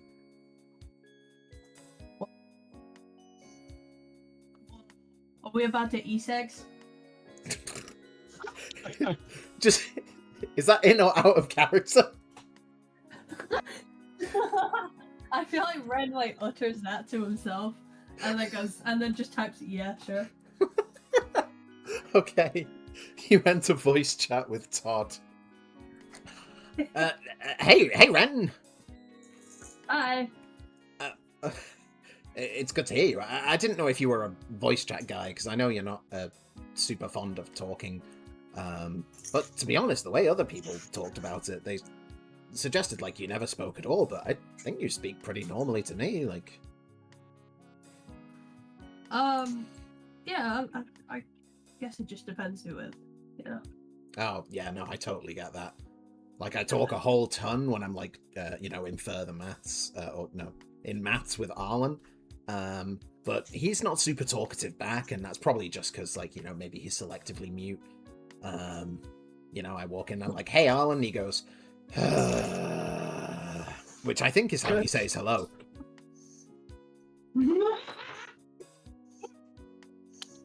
Really? Some people just like that, you know? Yeah, no, you're absolutely right. Who are you going with for this next match? I'm thinking I'm gonna not do Cyrodiil this time. I might go with Master Yo. I go with one of the girls. I feel like they're pretty good options. I mean, yeah, like it's just the way of things, isn't it? They always make the girls super OP. And then they get all those like summer skins and stuff. Where's Cyrodiil's summer skin? He deserves it. He's been in the game since 1.0. Based. They should put Cyrodiil in a bikini. He'd be too strong. I think that's why they've not done it. Oh yeah, probably. Alright, Sorry. I think we're gonna go with it. I just had this moment in my brain of like, you've just stopped the session in order to have this conversation instead. Like, we just halted gameplay so I could pretend to be Todd, pretending to be mad about a pretend League of Legends skin. No, I'm not too. Wonderland at its finest. Wonderland takes us to strange places. Okay, so Wren and Todd are playing. Wren, could you roll for a bit of the old dexterity? 80,000 words of prep, none of you had to get ready for this.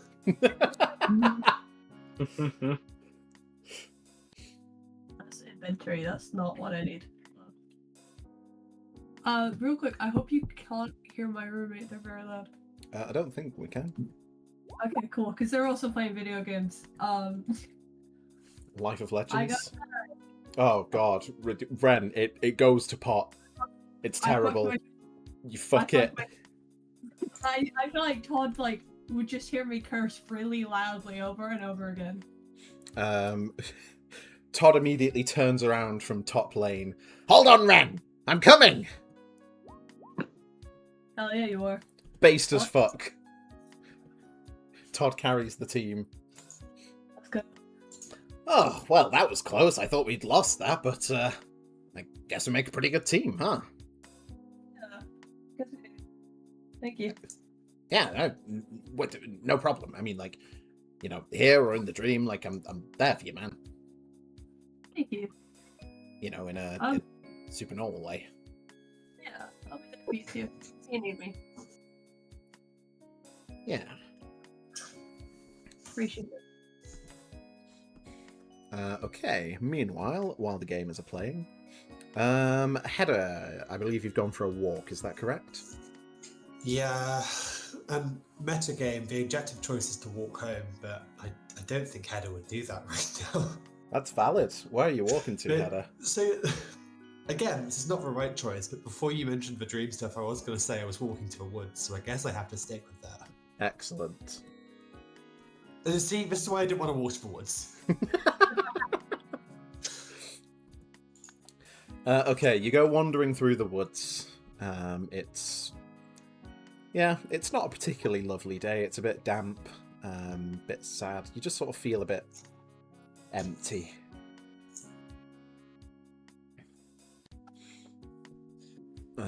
So what would you like to do? By woods, I was thinking of mainly like the circus-y part of the woods, just to see, you know, what's happening, be vaguely around. Yeah. People about having to interact. You have a stroll past the fairground. It's slowly coming together. The big top is now fully up, and you can see various different stalls are coming together. It doesn't look like anybody's working on it today, though. They might have already gone home. You don't know.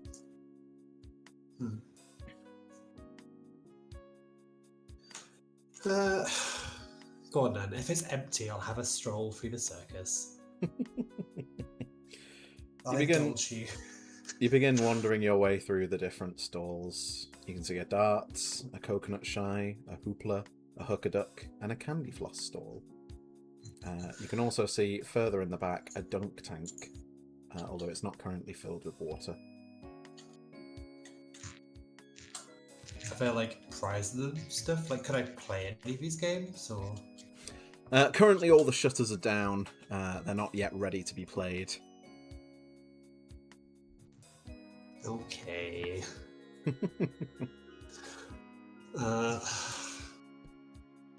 Is it just like the stalls that are set up, or? Currently, yes. As you're wandering through, Hedda, you get a text. I check my phone. You excitedly go to check it, and then you are immediately sad when it's not Julian. It is your mother, and she says, "Will you be home for tea?" What time is it, GM? It's like, I don't know, mid-period 5, so it's probably like 3:15-ish.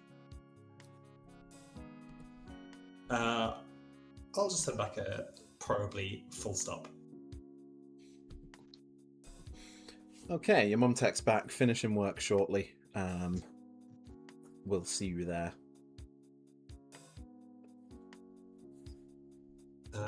Reply back, don't call me shortly, see you there. Oh. Hedda. Oh no. Make a strength check. For how well my joke lands? Yeah. Oh god. Okay, you A get 19, my joke is strong. You get a laughing react from your mum. It seems that she enjoyed it. All I aspire to in life. Tabletops where you can live out the fantasy of your parents thinking you're funny. And with that lovely thought, let's keep exploring the abandoned circus. Okay, feel free to continue, Hedda. It's lovely to have you. I'll go here. in the big top if you want. Okay. If that's possible. You step into the big top. It's cold. It's a little bit grim at the moment, really. The lights are all off, so it's just sort of some flapping canvas. You can see up at the top there's some sort of perch that looks like where the ringmaster might stand, or an acrobat. And as you look up, you feel the hairs on your neck begin to raise, as if something deeply wrong is here. Oh Can I have a very good look around very quickly? You have a scan around, but you can't see anything out of the ordinary. It's just, some beams of wood, some lunchboxes left behind, bits of grass that haven't been fully covered up by the carpeted floor yet. I'll call out a tentative hello if the hairs on my neck are on end. You call out a hello. There is no response. Can I interject very briefly? Go for it. Did you know that the reason why our hair stands on end is a leftover from when we were apes? Oh, I didn't know. Intriguing. Yes, it's basically a way our body trying to make us look big and scary by fluffing our hair up. Oh, I see. Interesting. Yeah. Sorry, continue. That's all good. Okay, there's nothing in the big top header, as far as you can tell. Apart from fear itself. Let's leave the big top. Okay, you step out of the big top and back into the regular fairground. I'm happy to go to somebody else if you want, and I'll keep meandering for now. Yep, that's all good. Okay, who else do we have? James, what are you doing period 5 as college comes to a close? I imagine I would just message Rune saying, are we still, are you going to be at Circus tonight? And do you know if Wren will be there? No and no. Yeah. Well, indeed. I send that off, presuming that I will get a response. And then, gosh, I'm really not sure. I think I will.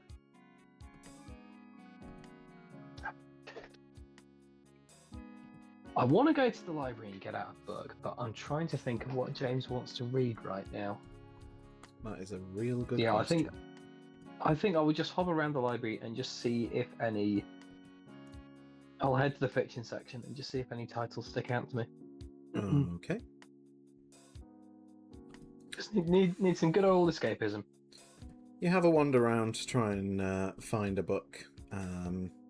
There's various different series, so eventually you just grab one that looks decently interesting and begin reading that. Nice adventure series, lovely. Yeah, and I'll do that, and then about 5 minutes before end of day, I'll head towards. It's the gym where we do circus, isn't it? Yes, I believe so. The old gymnasium. Yeah. Cool. That is my plan then. Okay, fantastic. Is that everyone? Wren had it. Yes, wonderful. In that case, we'll move on back to the dream then.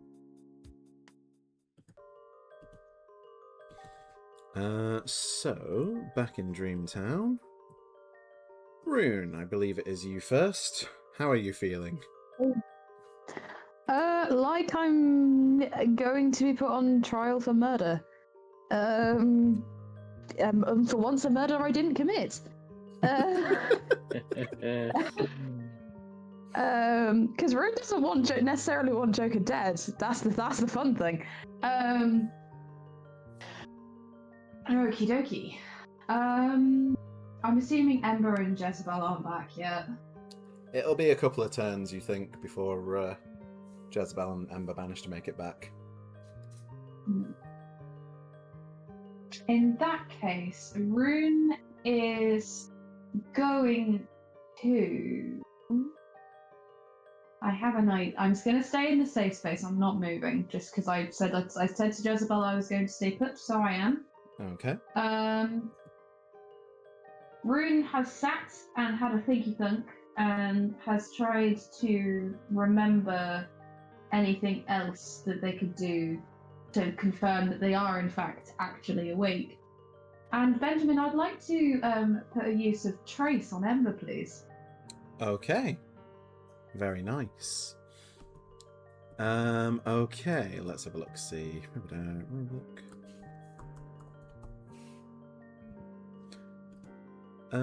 Wonderful. Could you use the use of that then, Rune? Yep, I tick that off. Okay.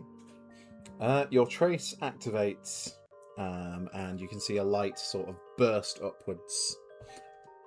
Ember is in Rune's bedroom on floor 2. Okay. He is currently on full sanity. Yay. And that has, I believe, if my reading of the rulebook is correct, confirms that I am indeed awake. Indeed it does. So yeah, Rune is. I'm in like a little convenience store, right? You are, yes. Is there pen and paper that I could nab? Not as dreamcraftable items, but there is a pen and paper behind the desk. yeah, that's fine.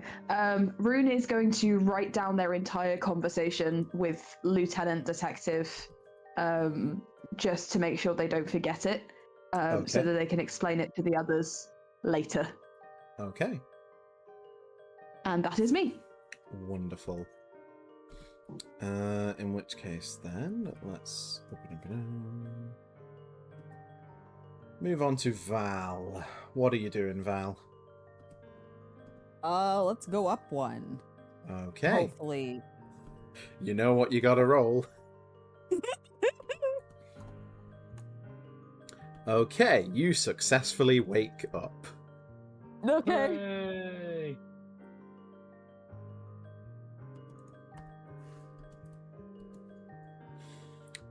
Rune, Val arrives in the convenience store in front of your very eyes. Oh, you decided to join me. This is a safe space, right? Yes. So I can't attack anybody in a safe space, right? I mean, you can, but, like, don't. I just want to make sure I was awake. Oh, would I'm- use an art or something. Don't go hitting people.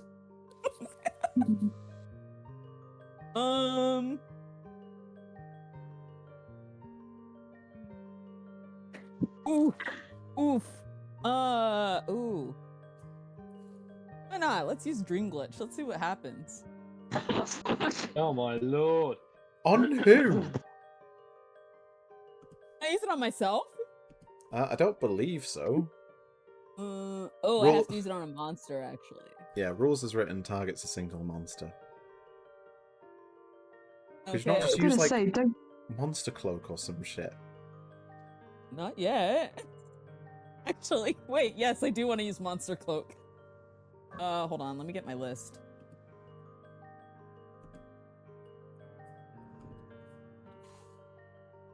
What is the Unloved again?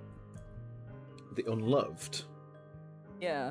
A monster I'm pretty sure we've not run into. Are you sure? I'll check.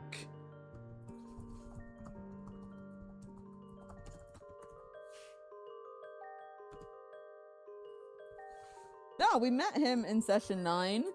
Actually. Oh yeah, no, floor 1, we did meet the Unloved. Did you kill him? Valor killed him. Fair enough. I mean, if Val has gone to the trouble of finding out which monster she's killed, I can't really fault her. Alright, yeah, let's use Monster Cloak. Can we be the Unloved? I don't know what Okay. it looked like, I don't remember. Val transforms herself into a like wait, what? Why don't these tokens ever go where they're supposed to? Okay, right, you'll just have to be like cloaked or something. Either way, yes, Val transforms herself into the Unloved. Sort of a sad-looking monster child. Ooh. It worked, so I'm awake, I assume. Indeed, you've successfully awoken yourself. Yay. Let me just double check something though. Oh no.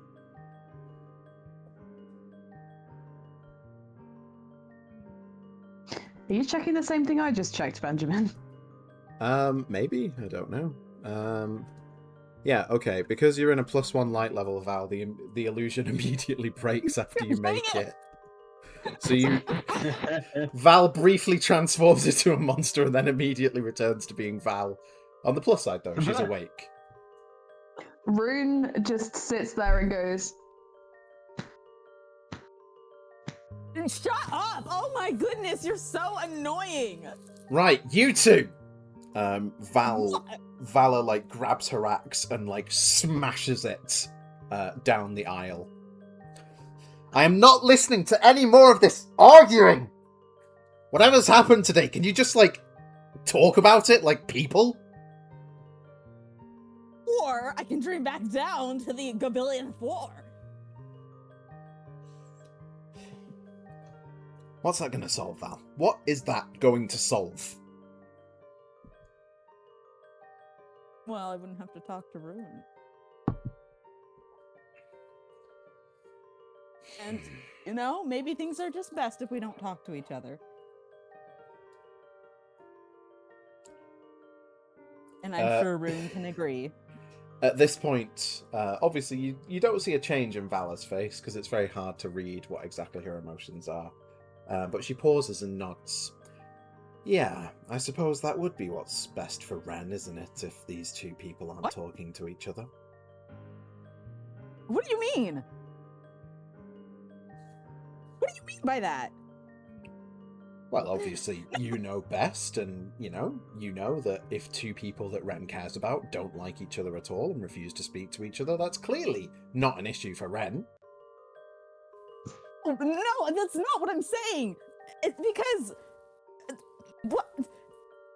Wren just needs me, okay? They don't need Rune, so if I don't talk to Rune and we're not together, then he can just rely on...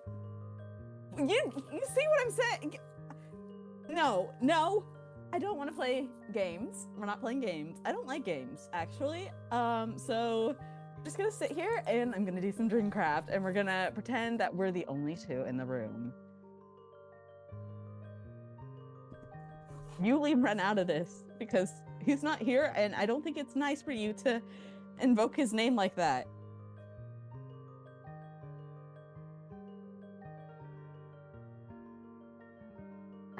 May I say anything? I'm addressing Vala.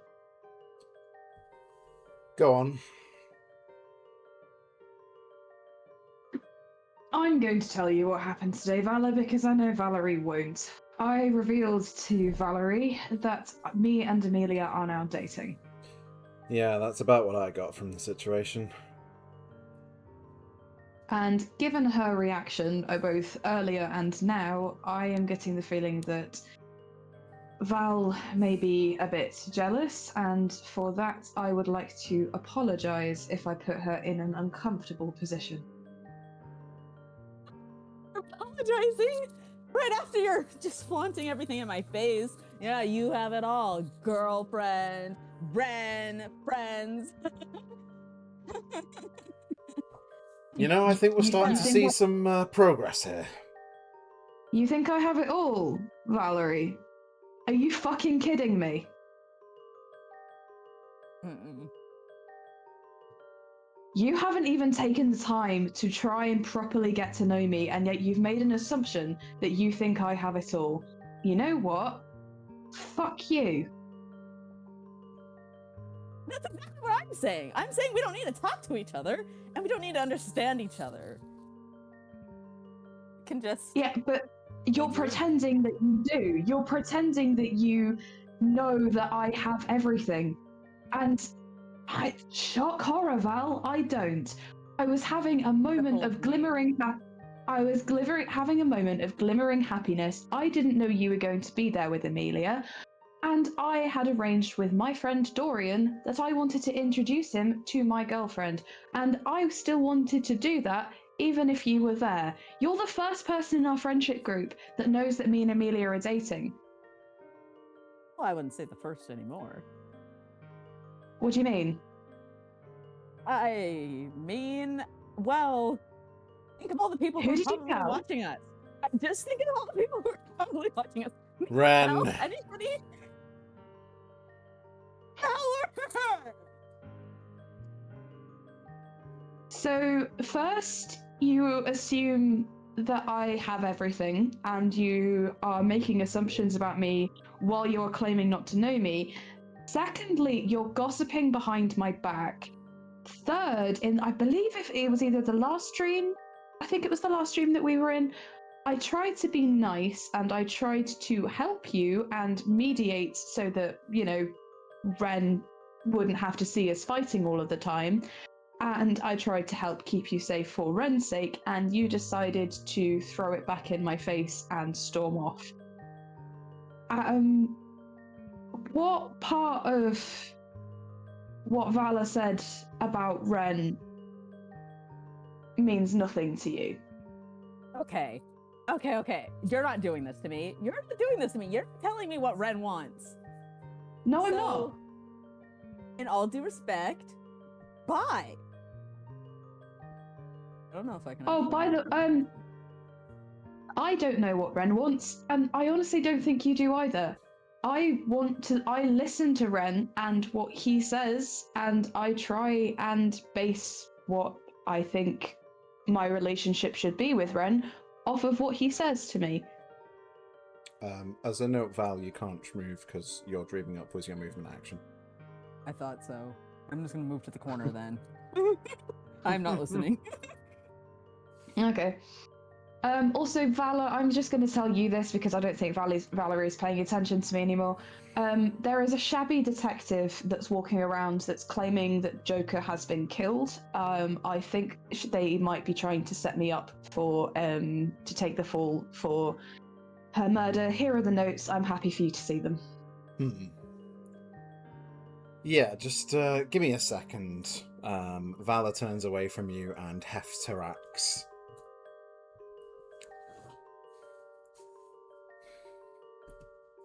Valerie.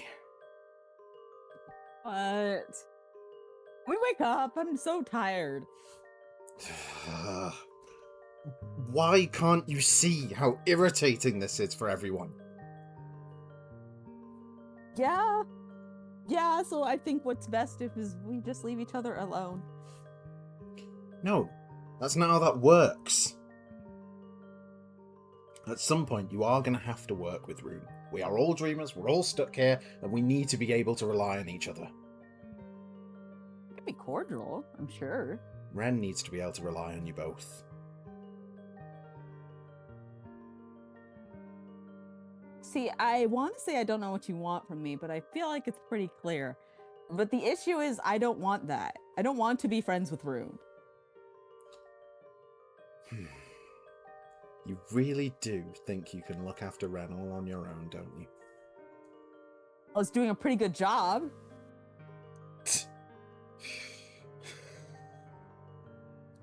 Were you? Is that what you call me getting killed? That wasn't my fault. That was just a mishap. Yeah, there's a lot of mishaps when you're around, isn't there?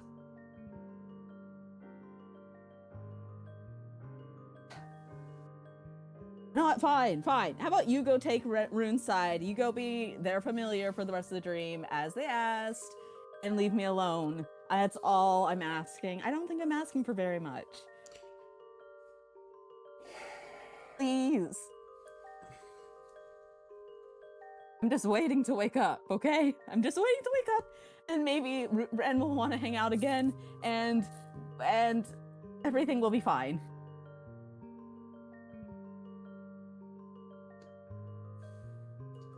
Okay, you know what? It's my fault, really. If I think about it. I presumed that you were going to listen to reason, when actually, you're only going to listen to this. Oh. Valerie, you have been attacked by Vala. Holy shit. Valor has I think I initiated could- combat. Roll for initiative if you are in the room.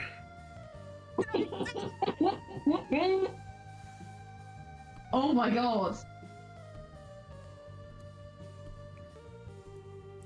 Ruh-roh. Can you roll twice for Valor, Val? Oh yeah.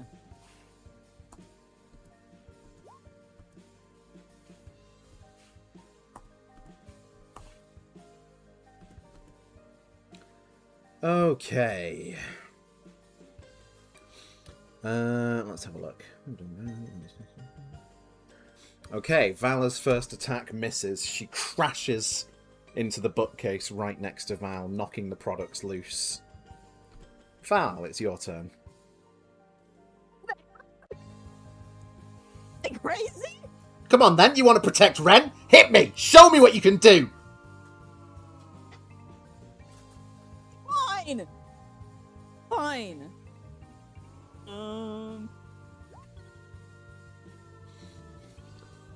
Okay.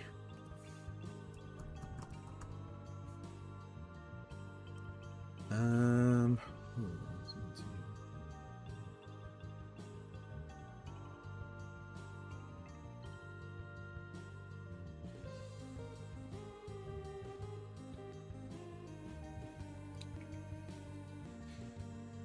Oh, I think that's a 19. It's just off a crit. Oh. But it is definitely a hit.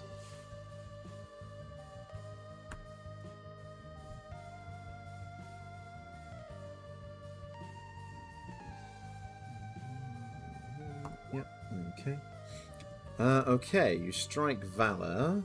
I need to make sure that we're on the right floor for this. Yeah. Cool. You strike Valor for 20 slashing damage.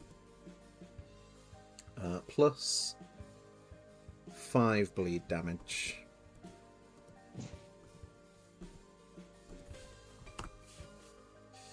Oh, I have to roll a thing. Oh yeah, roll for your battery. Oh, mean- wait, I'm in a safe space, so. Yeah, I guess you're in a safe space. It'll constantly keep going back up to 100. Valor stumbles back. Rune, it's your turn. What would you like to do?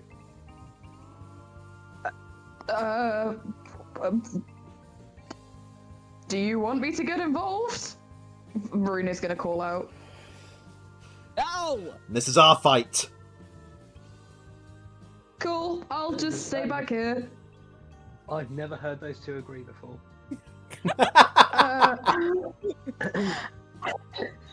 Rune is gonna go up and like rummage around in like the convenience store bit and try and find like a bag of snacks, like popcorn or pretzels or something, and just sit and watch and eat.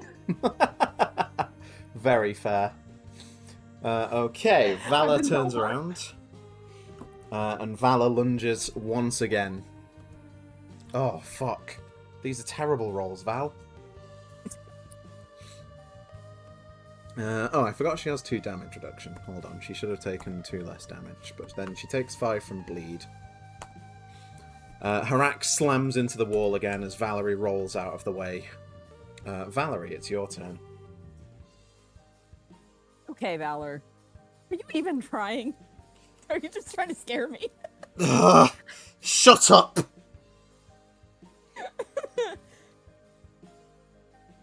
I'm kind of scared. I feel like I might actually kill. I don't want to kill.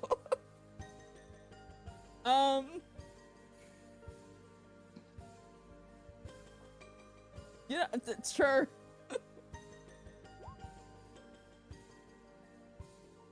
Okay.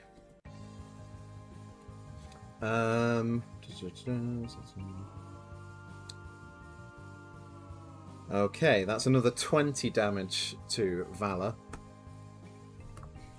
She collapses back at 1 sanity.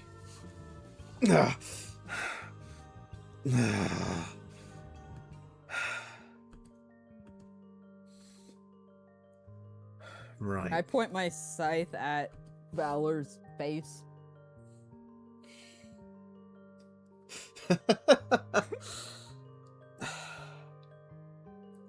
Say it, Valor. say I'm strong enough to protect Wren.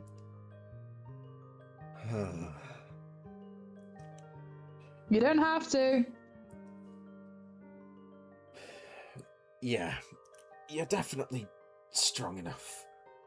So let me ask you a question. If you're strong enough to look after Wren, then why are you so mad about other people helping you do it? It's not even like they're making you feel inadequate, because you're clearly adequate. So what is it? Hey.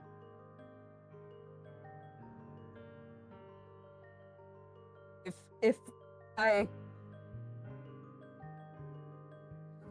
Because there's no one like me, you know? Is that what you're And- afraid of? That there is someone like you? I was kidding. That was a lie.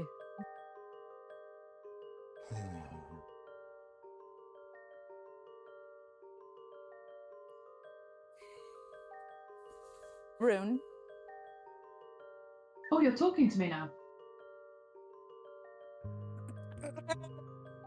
Control it. Come on, Val. I am willing to be, well, not friends. That little line between strangers and acquaintances, I'm ready. I can be that.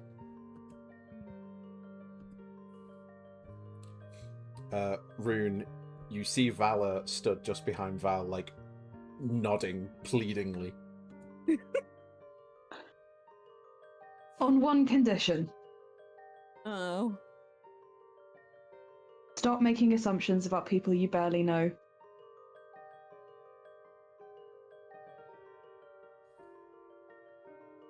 I mean, we're all human. We all make assumptions, and I'm sure you have assumptions about me. I'm sure some of those are correct, and I'm sure some of those are false. I tend to Keep my thoughts to base myself. what I think about people by how they act, what they say, what they don't say, and what they don't do. I check myself pretty regularly on assumptions.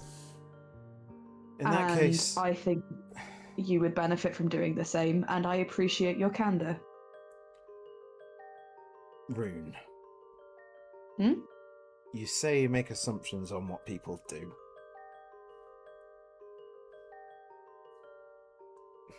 Can I say something then that Val probably won't tell you? Go on. For the last 3 nights now, Val's been working real hard on your fox teeth earrings. Thank you.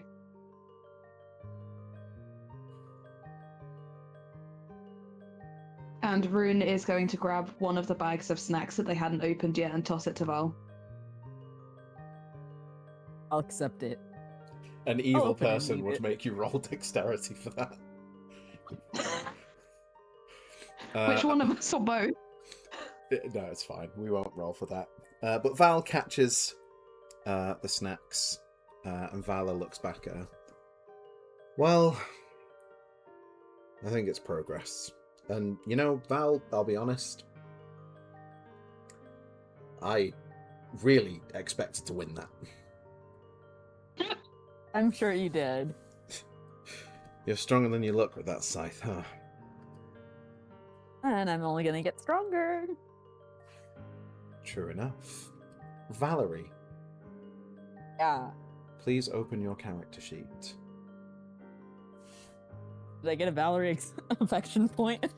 Give yourself a relationship level with Vala. Yay! Yay! I believe this is the first person to hit relationship too. Yay! Nice work. So, Val. At relationship level 2, Vala now has the ability to appraise items like a dreamer without needing to roll. Oh, sick. her bedroom? Yes. Unless I'm mistaken that I'm reading the wrong thing. I don't know if I am or not. Oh wait, no, never mind. I was reading the wrong thing. Ignore me. I'm being Okay. stupid. No worries. My bad. Thanks for weighing in, Krow. You're welcome. I weighed in to tell you guys how wrong I am. We appreciate it. Sorry, read the wrong thing. Misunderstood. It happens. Okay. And with that, Val and Rune and Vala, you sit on the floor of the corner shop eating snacks. And I presume Vala fucking... I presume she restores her sanity. Yeah. Still Restore walking around sanity with as a treat. one. And you feel the pull of wakefulness soon after, rather unusually early for a dream. Huh. Oh, what, already?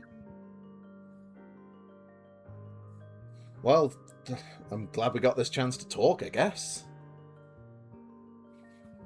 Yeah. Thanks, Well- Valerie. Rune will nod. Anytime. I'll see you two around, yeah? We'll finish off the 4th floor next time. Mhm. Val, keep yourself out of trouble. I always do.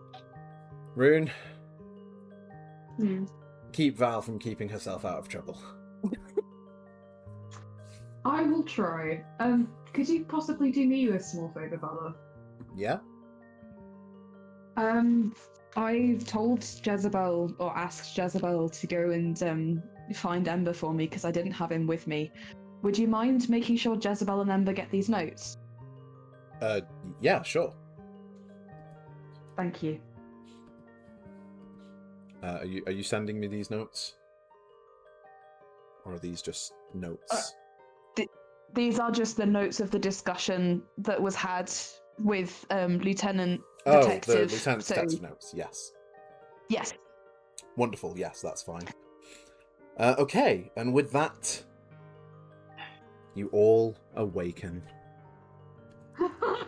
and find yourself schnoozing at the end of Period 5 art class. Belinda looks over at you both. Oh, I was just wondering what I was about to do if the bell went and you were still sleeping. Are you two all right? Sorry, We were Belinda, I've been having- actually.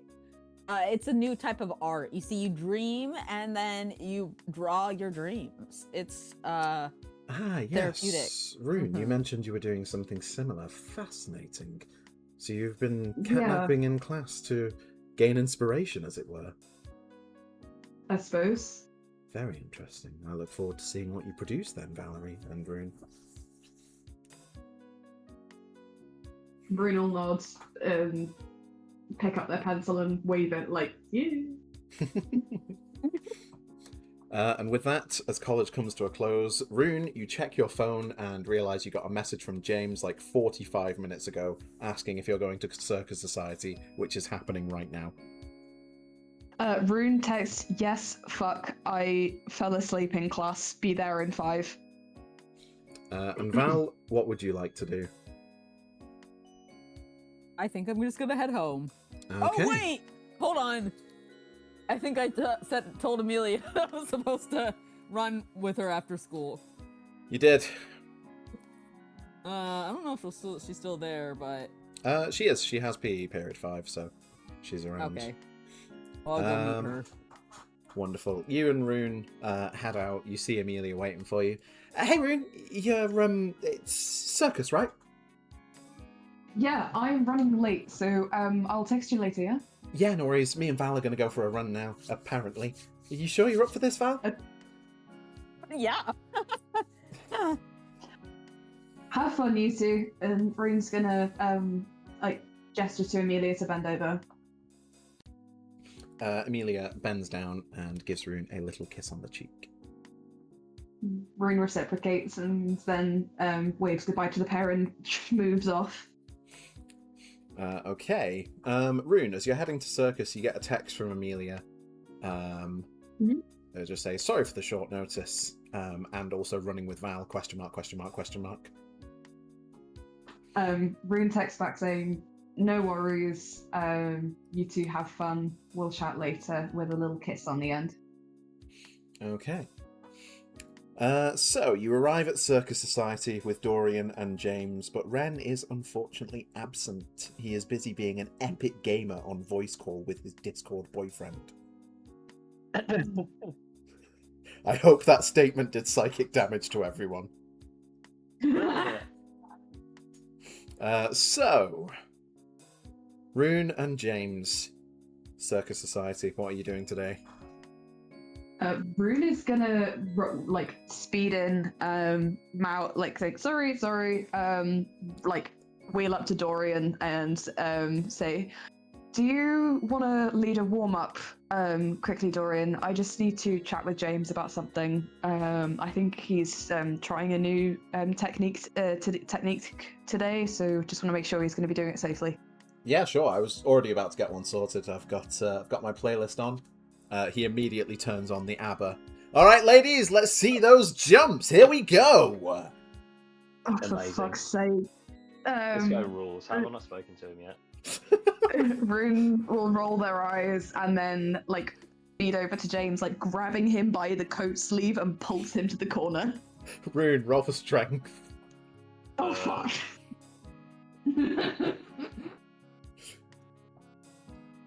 Oh, also do not screw now. Apparently, according to Roll20, it's calming down the kobolds.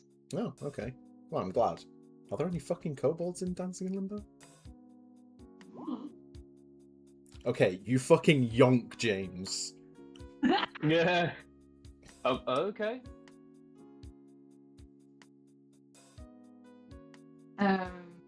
Rune will pull him to the corner and go, so, I just thought I fell asleep in class. Uh-huh. I dreamed. Oh. I see. With Val. I didn't. Okay. That's right, ladies, move those hips! Yeah. Vala and Val had a fight.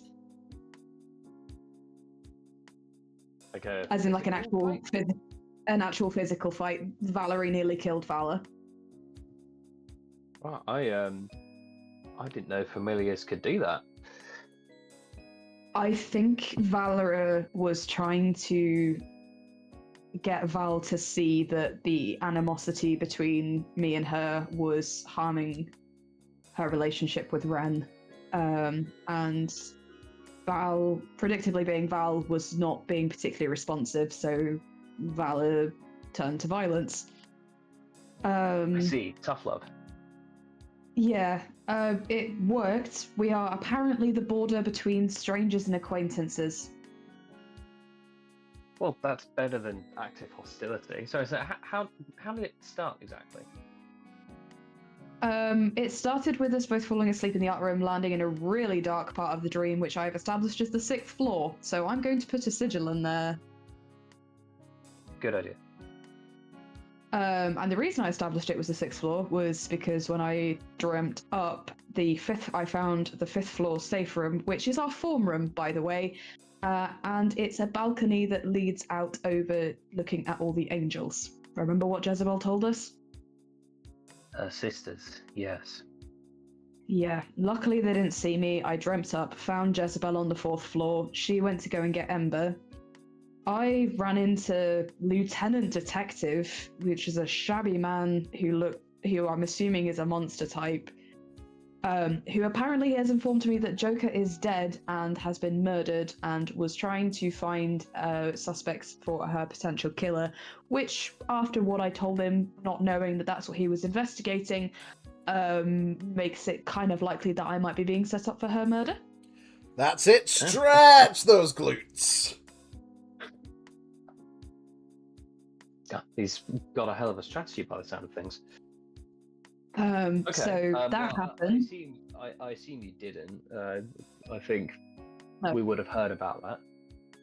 I didn't leave any of your sides throughout the last stream. Yeah, exactly. I couldn't have.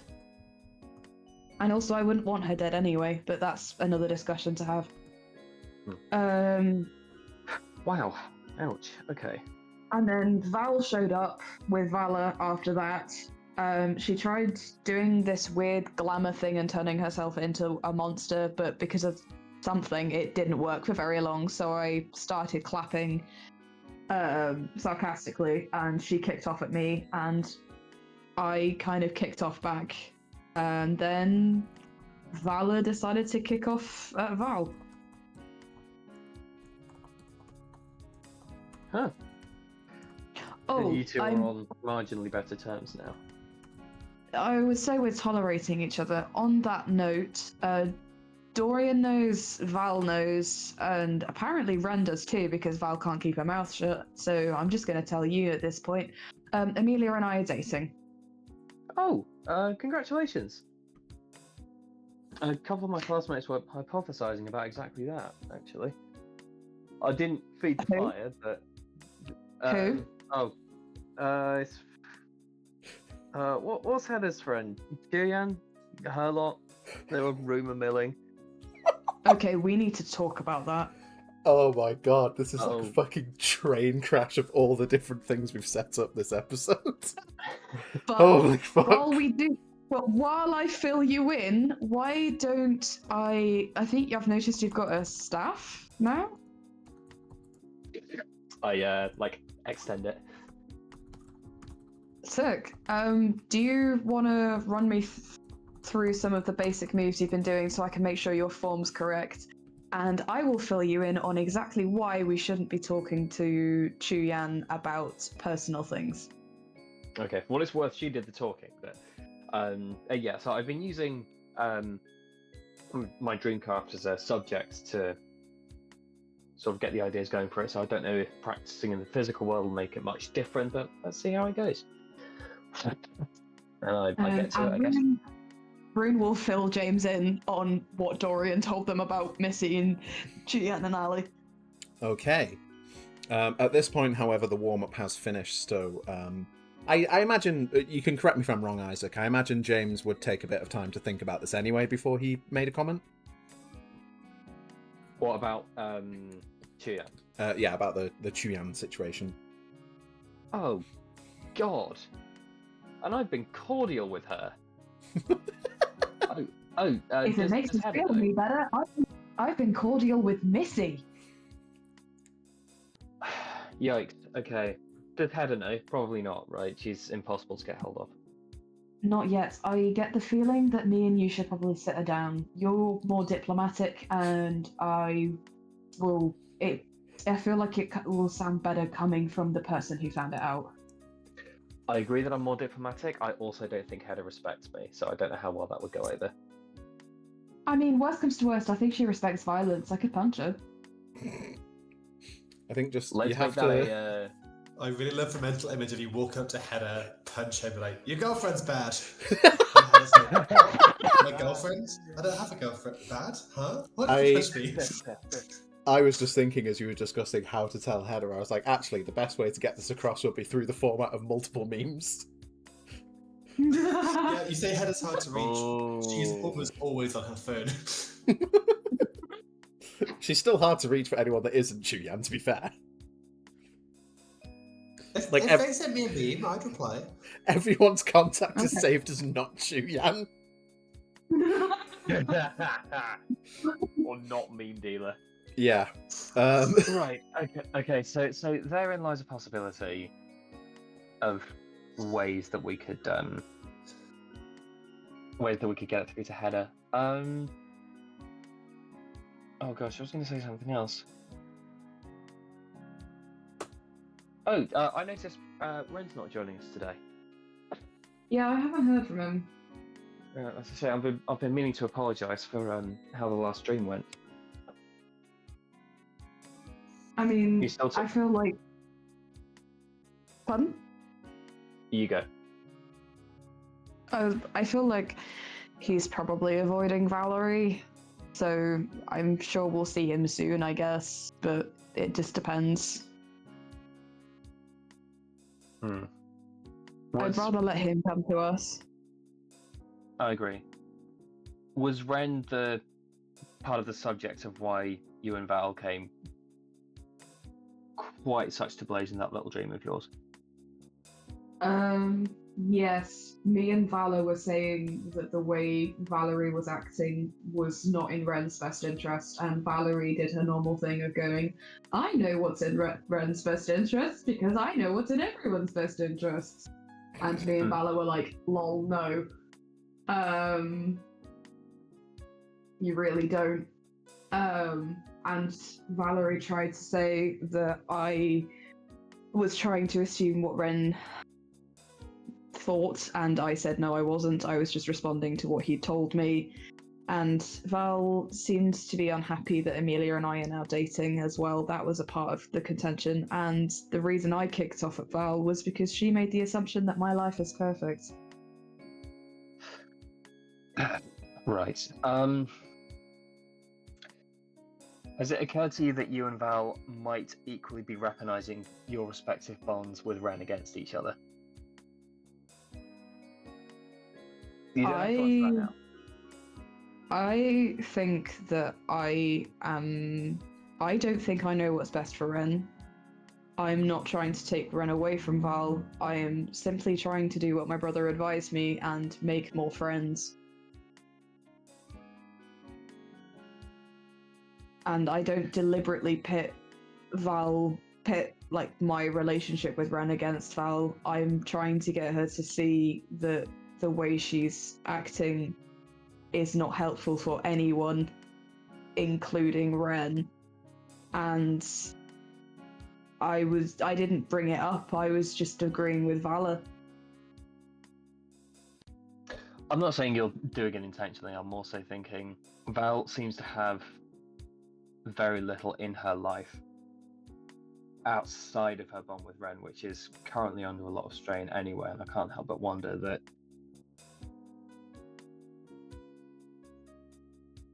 James, I can't help but wonder if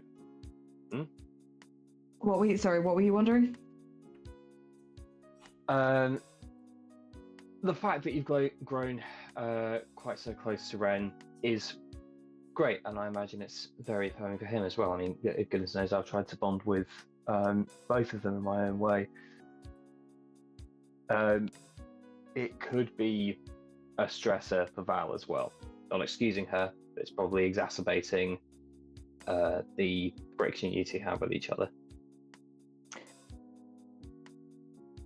Rune is biting their cheek while James says this, and like, I see your point. I have a question for you. Aside from through Circus, where we'd barely spoken before this whole dreaming thing kicked off, and I wasn't particularly keen on trying to make friends with anyone, do you remember interacting with me at all last year? I mean, occasionally. Do you remember me actually talking to anyone aside from Dorian? If you noticed, I won't be offended if you didn't. Now that you mention it, no, but as you say, I wasn't necessarily looking for it. Why do you ask? Before this whole dream thing kicked off and I've kind of been forced to bond with all of you, aside from Dorian and my brother, I had no one.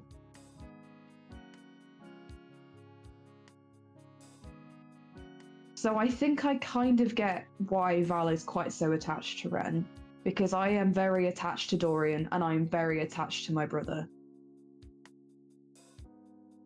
I know what it's like to feel that level of lonely and that desperate to cling on to people.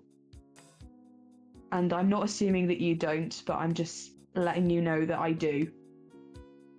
And on finding out that because I was so wrapped up in my own shit last year, I didn't notice that people were being treated awfully. I am starting to wonder how many people choose not to see when someone else is in pain. And I'm starting to wonder how much people choose not to see when someone is hurting someone else. A great deal. I'm sorry to say, in my experience at least. For what it's worth, I think it's potentially a hope for the future that you and Val don't have something pleasant in common, but at least it is something. I'm not saying this is something to bond over, but... Yeah, no, I don't think I'm quite ready to tell Val, of all people, about that yet, given that she couldn't keep her mouth shut about me and Amelia for 5 seconds. I don't particularly want the rumour mill, as you put it, especially if you've been talking to Chuyan. I don't particularly want the rumour mill starting off about why I was absent last year. Yeah, well, rest assured, I wasn't churning that mill myself. It just happened to sit next to one of my classes. You were talking to her though, weren't you? Only in passing. It was before I had any idea of, well, anything you told me today, unsurprisingly. Did you talk to Amelia? About... what Chuyan was saying? I'm pretty sure I mentioned it to you. Now that you say it, I don't know if I messaged Amelia as well.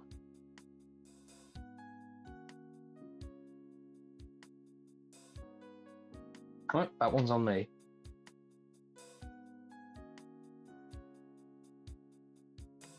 I know I can trust you to have my back in the dream. And I'm not saying that I don't trust you at all.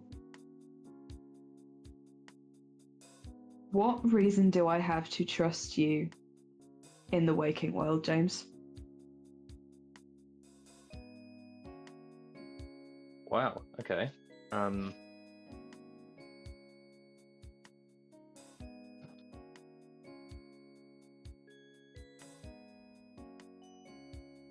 I despise disloyalty. I think. Why? It's probably if the you most don't mind me asking.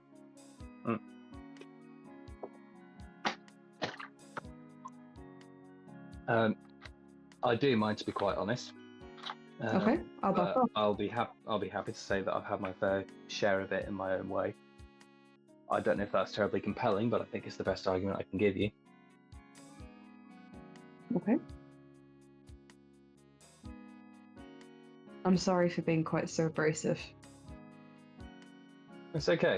It seems like you've had an even longer day than me. Let's just say, aside from my brother and Dorian, I find it hard to trust men. I see. And so when I hear you taking Val's side, or you trying to be as neutral as possible, or even if unintentionally you were talking to Chuyan and talking about me behind my back, even if it was unintentional or well-intentioned, it kind of sets my hackles off. Yeah, that makes sense. I wouldn't necessarily say I would... Never mind. The point is made. The time has passed. I understand. I am going to go and get some aerial practice in because I need to do something that doesn't involve talking to people for a bit. Fair enough. Well, I can't swing those axes to save my life when I'm in the dream, so I'm going to get to work on some practice for that. Good luck. And Rune's going to wheel off. Okay. And go and start throwing himself around in a hoop. You only managed to get about 10 minutes of actual practice in before Circus Society is coming to a close. It seems you had quite a long discussion. That said, it still does expand your understanding of the world and increase your appreciation of the various mysteries and mysticalities of the performance. So Rune and James, please give yourself a point of imagination. Okay. Ooh, baby. I'm going to dreamcraft so hard when I next fall asleep. In the meantime, Val and Amelia are running or jogging. Val, could you roll for dexterity? I will. Oh, I'm actually pretty dexterous. Amelia's quite surprised, actually. You jog all the way from college, like down into town along some roads. It's been like a good 15 minutes, and Val is keeping pace with a decently fast Amelia. Wow! How are you running in those boots? Practice. See, sometimes I'd like hit Red on the back of the head and he would try to hit me back. And we just kind of like run around in a circle. He's quite fast. You know, that reminds me, actually. Could I ask something if you don't mind? Oh, go ahead. Well, you and Wren, you're like super close. I to be honest, it kind of makes me a bit jealous. Like, you know, Rune and their brother, and you and your brother, and then I've got me and my brother, and I can barely get him to say a word to me. How? You have a brother? Yeah, Ray, or Raymond. It's stepbrother, anyway. Brother all the same? Yeah, I mean, we've only known each other a few years, but I just don't feel like I get him or get along with him. Why, or not why, but how are you and Wren so close? Like, how do people do that? Well, I guess, we're twins, so I guess there's that kind of bond right there. Yeah. I guess we just kind of had each other growing up. And when things began to change, we just, I don't know, grew even stronger. Huh. And, you know, maybe it could be like that with you and your brother. He's probably experiencing change, you're experiencing change, and maybe you can bond through that. I don't know. Yeah.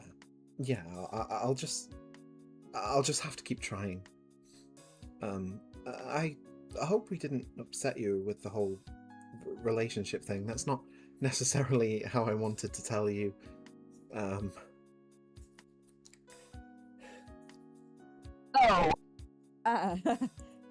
No worries. It's fine. It's completely fine. I mean, I'll be honest, up until recently, I did have a sort of... Oh, well, nothing.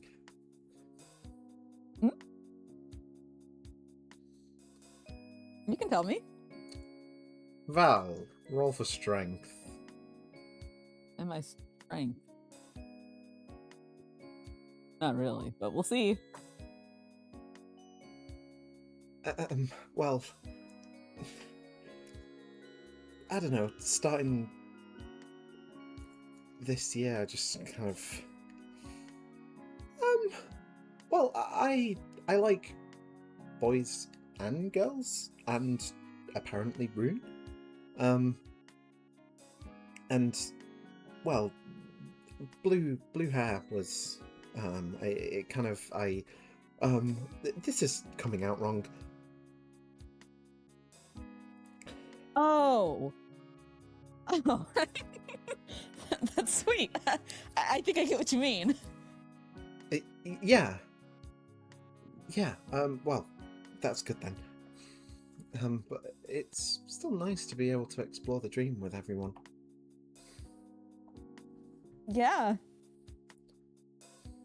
I'm glad we're friends, and we got to meet, and you got to tell us about the dream. Yeah, I really was worried it was just going to be me forever, alone in the dark, just Valentina. But now I've got so many people. And we're gonna find the first dreamer, and, you know, maybe it doesn't have to end. Maybe we can just keep exploring forever. What, you think maybe when we're 30 we'll still be exploring the dream together? Who knows? That's... Kind of fun, you know? When we're sounds not kinda- dying. Yeah. Honestly, I've kind of gotten used to it. I could keep going. Speaking of keeping going, are you still good to keep pace? I'm not slowing down anytime soon. Okay, let's keep going then. And you continue running. And eventually, Amelia drops you off at home, Val, and then jogs the rest of the way back to hers. We'll catch up with you and Wren in just a moment, but now, Hedda. Hello. Are you wandering your way home? Yeah, I'm going home. You step through the Maybe front like door. Oh, go on. So maybe takes like half an hour longer, but yeah. Yeah. I step through the front door. As you step through the front door, you hear that very distinct sound, which is the distinct sound of an argument immediately stopping as the door opens. Joys. Oh. And as you step into the living room, your parents, who are standing very close together, apparently making food, give you a look. Oh, Hedda. Ah, yes, Hedda, you're back. I was hoping you'd be here for tea. For dinner. Yeah. Hello. Oh my god. You two okay? Oh, yes. Well, just talking. Yes, just talking. Hedda, why don't you go and do some of your homework? Okay. And I go upstairs, not wanting to deal with this any longer. You can hear the muffled sound of raised voices as you close your bedroom door. Oh god. This episode sucks, man. I would argue its roleplay has been beyond top tier. This is an unpleasant experience, my guy. I don't know, like, playing video games the whole time. Well, speaking of, actually, let's get back to our final unpleasant experience. Val arrives home. You're not free from the suffering. Val arrives home with Wren. Todd has signed off for the evening. He's got places to be. And Val steps in through the bedroom door. Where were you?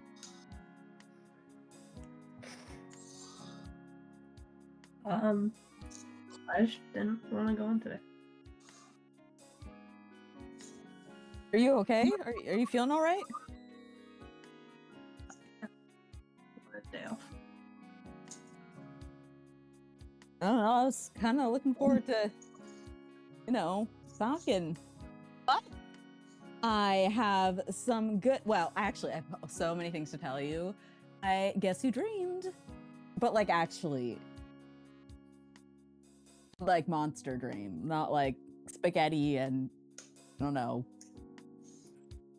planets dreams. Yeah. It was me and it was Rune. We went into a dream together.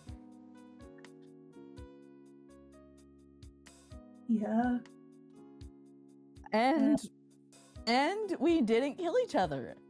We're actually, I don't know if I said okay, but we're fine, basically. Okay. Should I be worried? Did you hit your head? No. Valor tried to bonk me on the head, but I showed her a thing or two. Yeah. So I was wondering, would you like to come running with me and Amelia tomorrow? Running? Yes, because I have a plan. You know Todd. Yes. Of course. Oh, And- God, I know where this is going. How he sneaks off. Yeah. So I was wondering, we weren't able to catch him last time, but if we were faster, then we would catch up to him. And Oh my god! I guess. so I was thinking if we trained with Amelia to get faster, then we'd be able to, you know, see where he's going. Fucking incredible. Wouldn't you like to know? I don't know, Val. I feel like I've been thinking on that. I feel like we shouldn't have done that. What? We didn't do anything. Yeah, but it's so obvious that he just doesn't want to be followed. I feel like I'd be betraying his trust if I was to follow him. Are you feeling okay?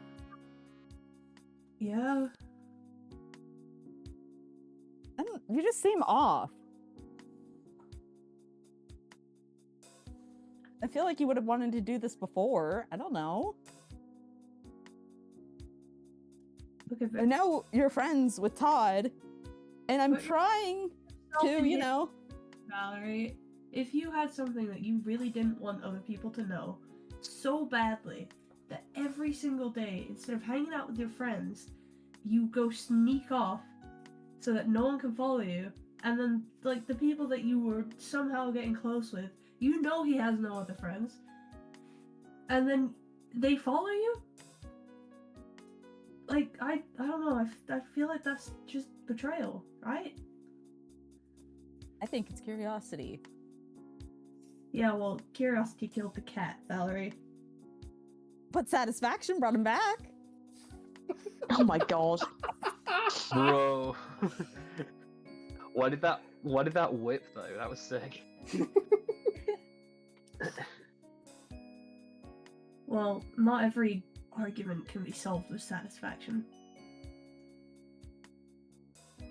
What's the matter with you, okay? Because I'm trying. I'm really trying, Wren. I know you're trying, Valerie, but just for once, just put yourself in someone else's shoes. I am. I thought that maybe, you know. I don't need to know every single thing about another person. I think that some people just, you know, they deserve privacy. They deserve their own time. They deserve not someone following up behind them. They deserve the fact that you keep secrets, which you clearly didn't do today. Are you mad at me because of the rune thing? Look, all I'm saying is, I don't care that someone's in a relationship. I really don't. That's the least of my worries. If Rune wanted me to know, though, Rune would have told me. I really don't think it was your place to tell me that. Rune trusted you enough to know. No, she didn't. Or no, they didn't.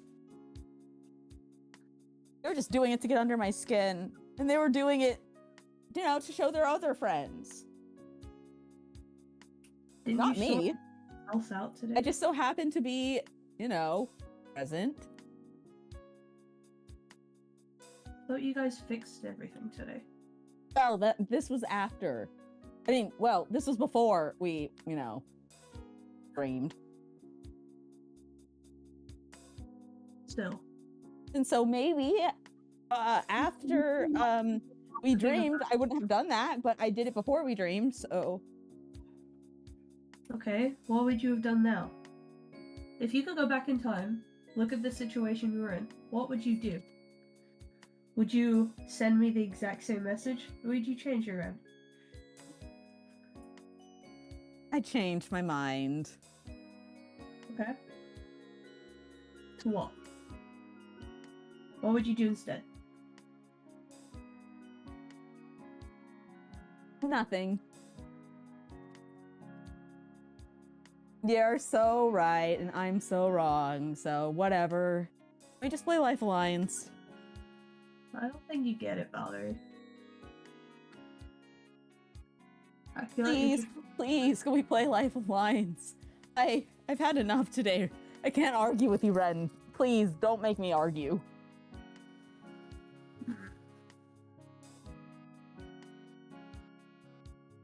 I just don't. You're saying something's up with me, but lately I feel like there's been something wrong with you. You know what? I'll play on my own. And you can do whatever you want with Todd, I guess. And he can tell you all your secrets. What?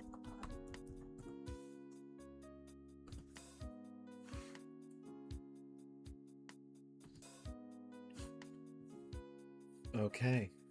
Val gets on with her games. Wren goes to sit in bed. James arrives at home, greets his dad, but lots of things on his mind. Not really with it. Rune gets back. Brother is out. The place is empty. Val loses in Life of Legends once, twice, 3 times. 45 minutes down the drain every time. Oof. Wren lies on the bed, trying to figure out what the fuck is wrong with everyone that he knows. And particularly his sister. Hedda lies on a bed, pillow over her face, just waiting for the muffled argument to stop and for her to be called down for dinner. Chuyan hasn't messaged.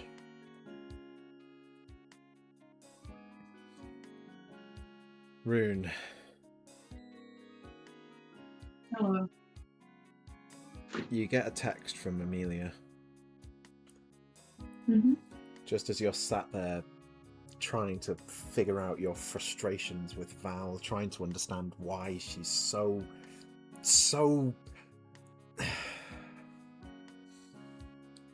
You get a text from Amelia. Mm-hmm. Finished my run. You okay? Rune will text Amelia and can we video call? Amelia replies after a minute. Yes, 1 sec. Going to room.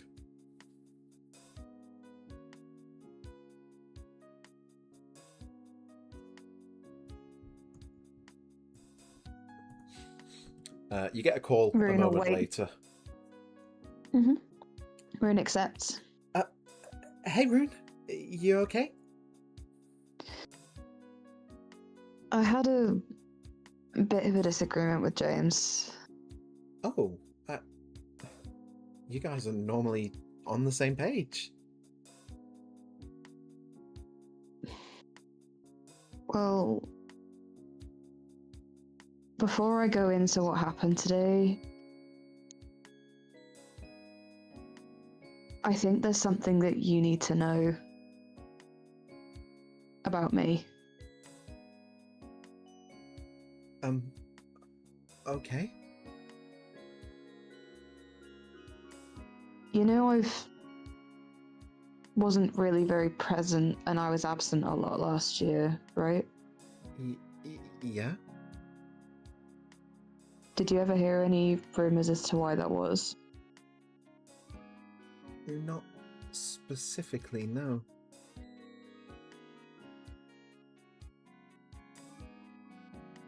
You are the only person who is going to know this outside of Dorian and my brother. I'm trusting you. Okay. I was in hospital and I spent a lot of time either there or at the police station because I was stalked. Oh my god. It's horrible. I'm sorry. And it was by a man who wouldn't take no for an answer Oh. and didn't believe that I was gay. Oh. I see. And because of that, I have quite a hard time trusting people in general, but I have an especially hard time trusting men. And I kind of took that out on James. And I feel awful. Well, I'm no psychologist, so bear with me, but firstly, I think that makes a lot of sense. You're allowed to not trust people. But I also think that James will probably bounce back. I don't think you have to feel that bad about it. If you apologize and explain, and it doesn't have to be tonight. I apologized in the moment, and I said that I didn't trust men, but I didn't explain why. I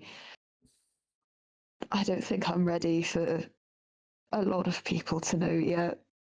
It's still quite raw. That's okay.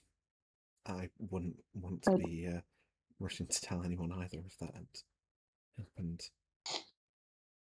I think in all the blow up of the whole thing that happened with Missy and Ali last year, what was going on with a relative nobody, i.e. me, kind of fell by the wayside. And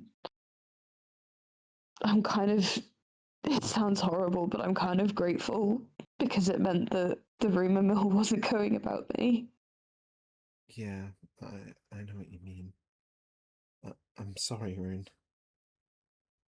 I appreciate it.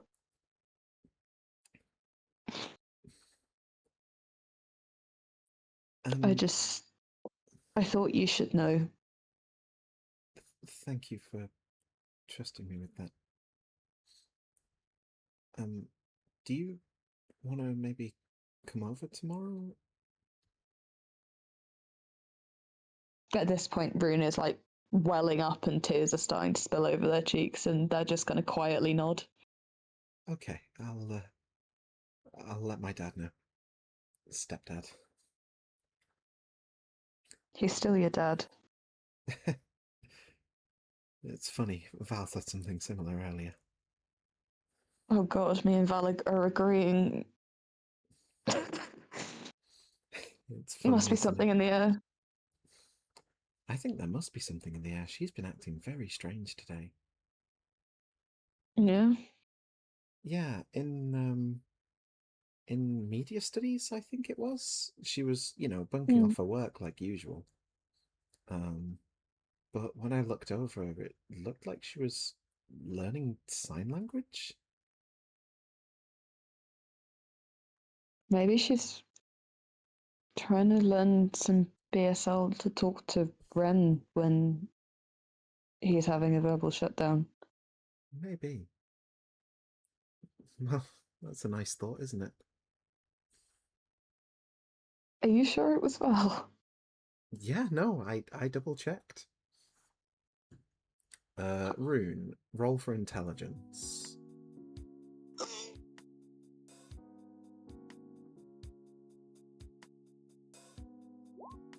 Yep. Okay, you suddenly remember the picture that Dorian sent you. And indeed, in the background of that picture, Val is indeed looking like she's trying to learn sign language. Huh. Well, what do you know? Maybe Val does have a heart. Well, we'll just have to keep trying, won't we? Yeah. Thank you. I'm sorry, my brother's not home yet from work, and I needed to talk to someone. Hey, don't worry about it. I mean, I'm also pretty free at the moment. I've already eaten, so you want to just chat? Well, yeah, why don't we chat while I make my brother dinner so he doesn't get home and just collapse? That sounds good to me. Okay. Thank you. Rune. Thank you. You stand up to make some dinner with your phone held tightly in your hand and Amelia's smiling face on the screen. And perhaps the day was not a total loss. But as everyone winds down for a calm sleep, Wednesday comes to a close, as does our episode. Oof.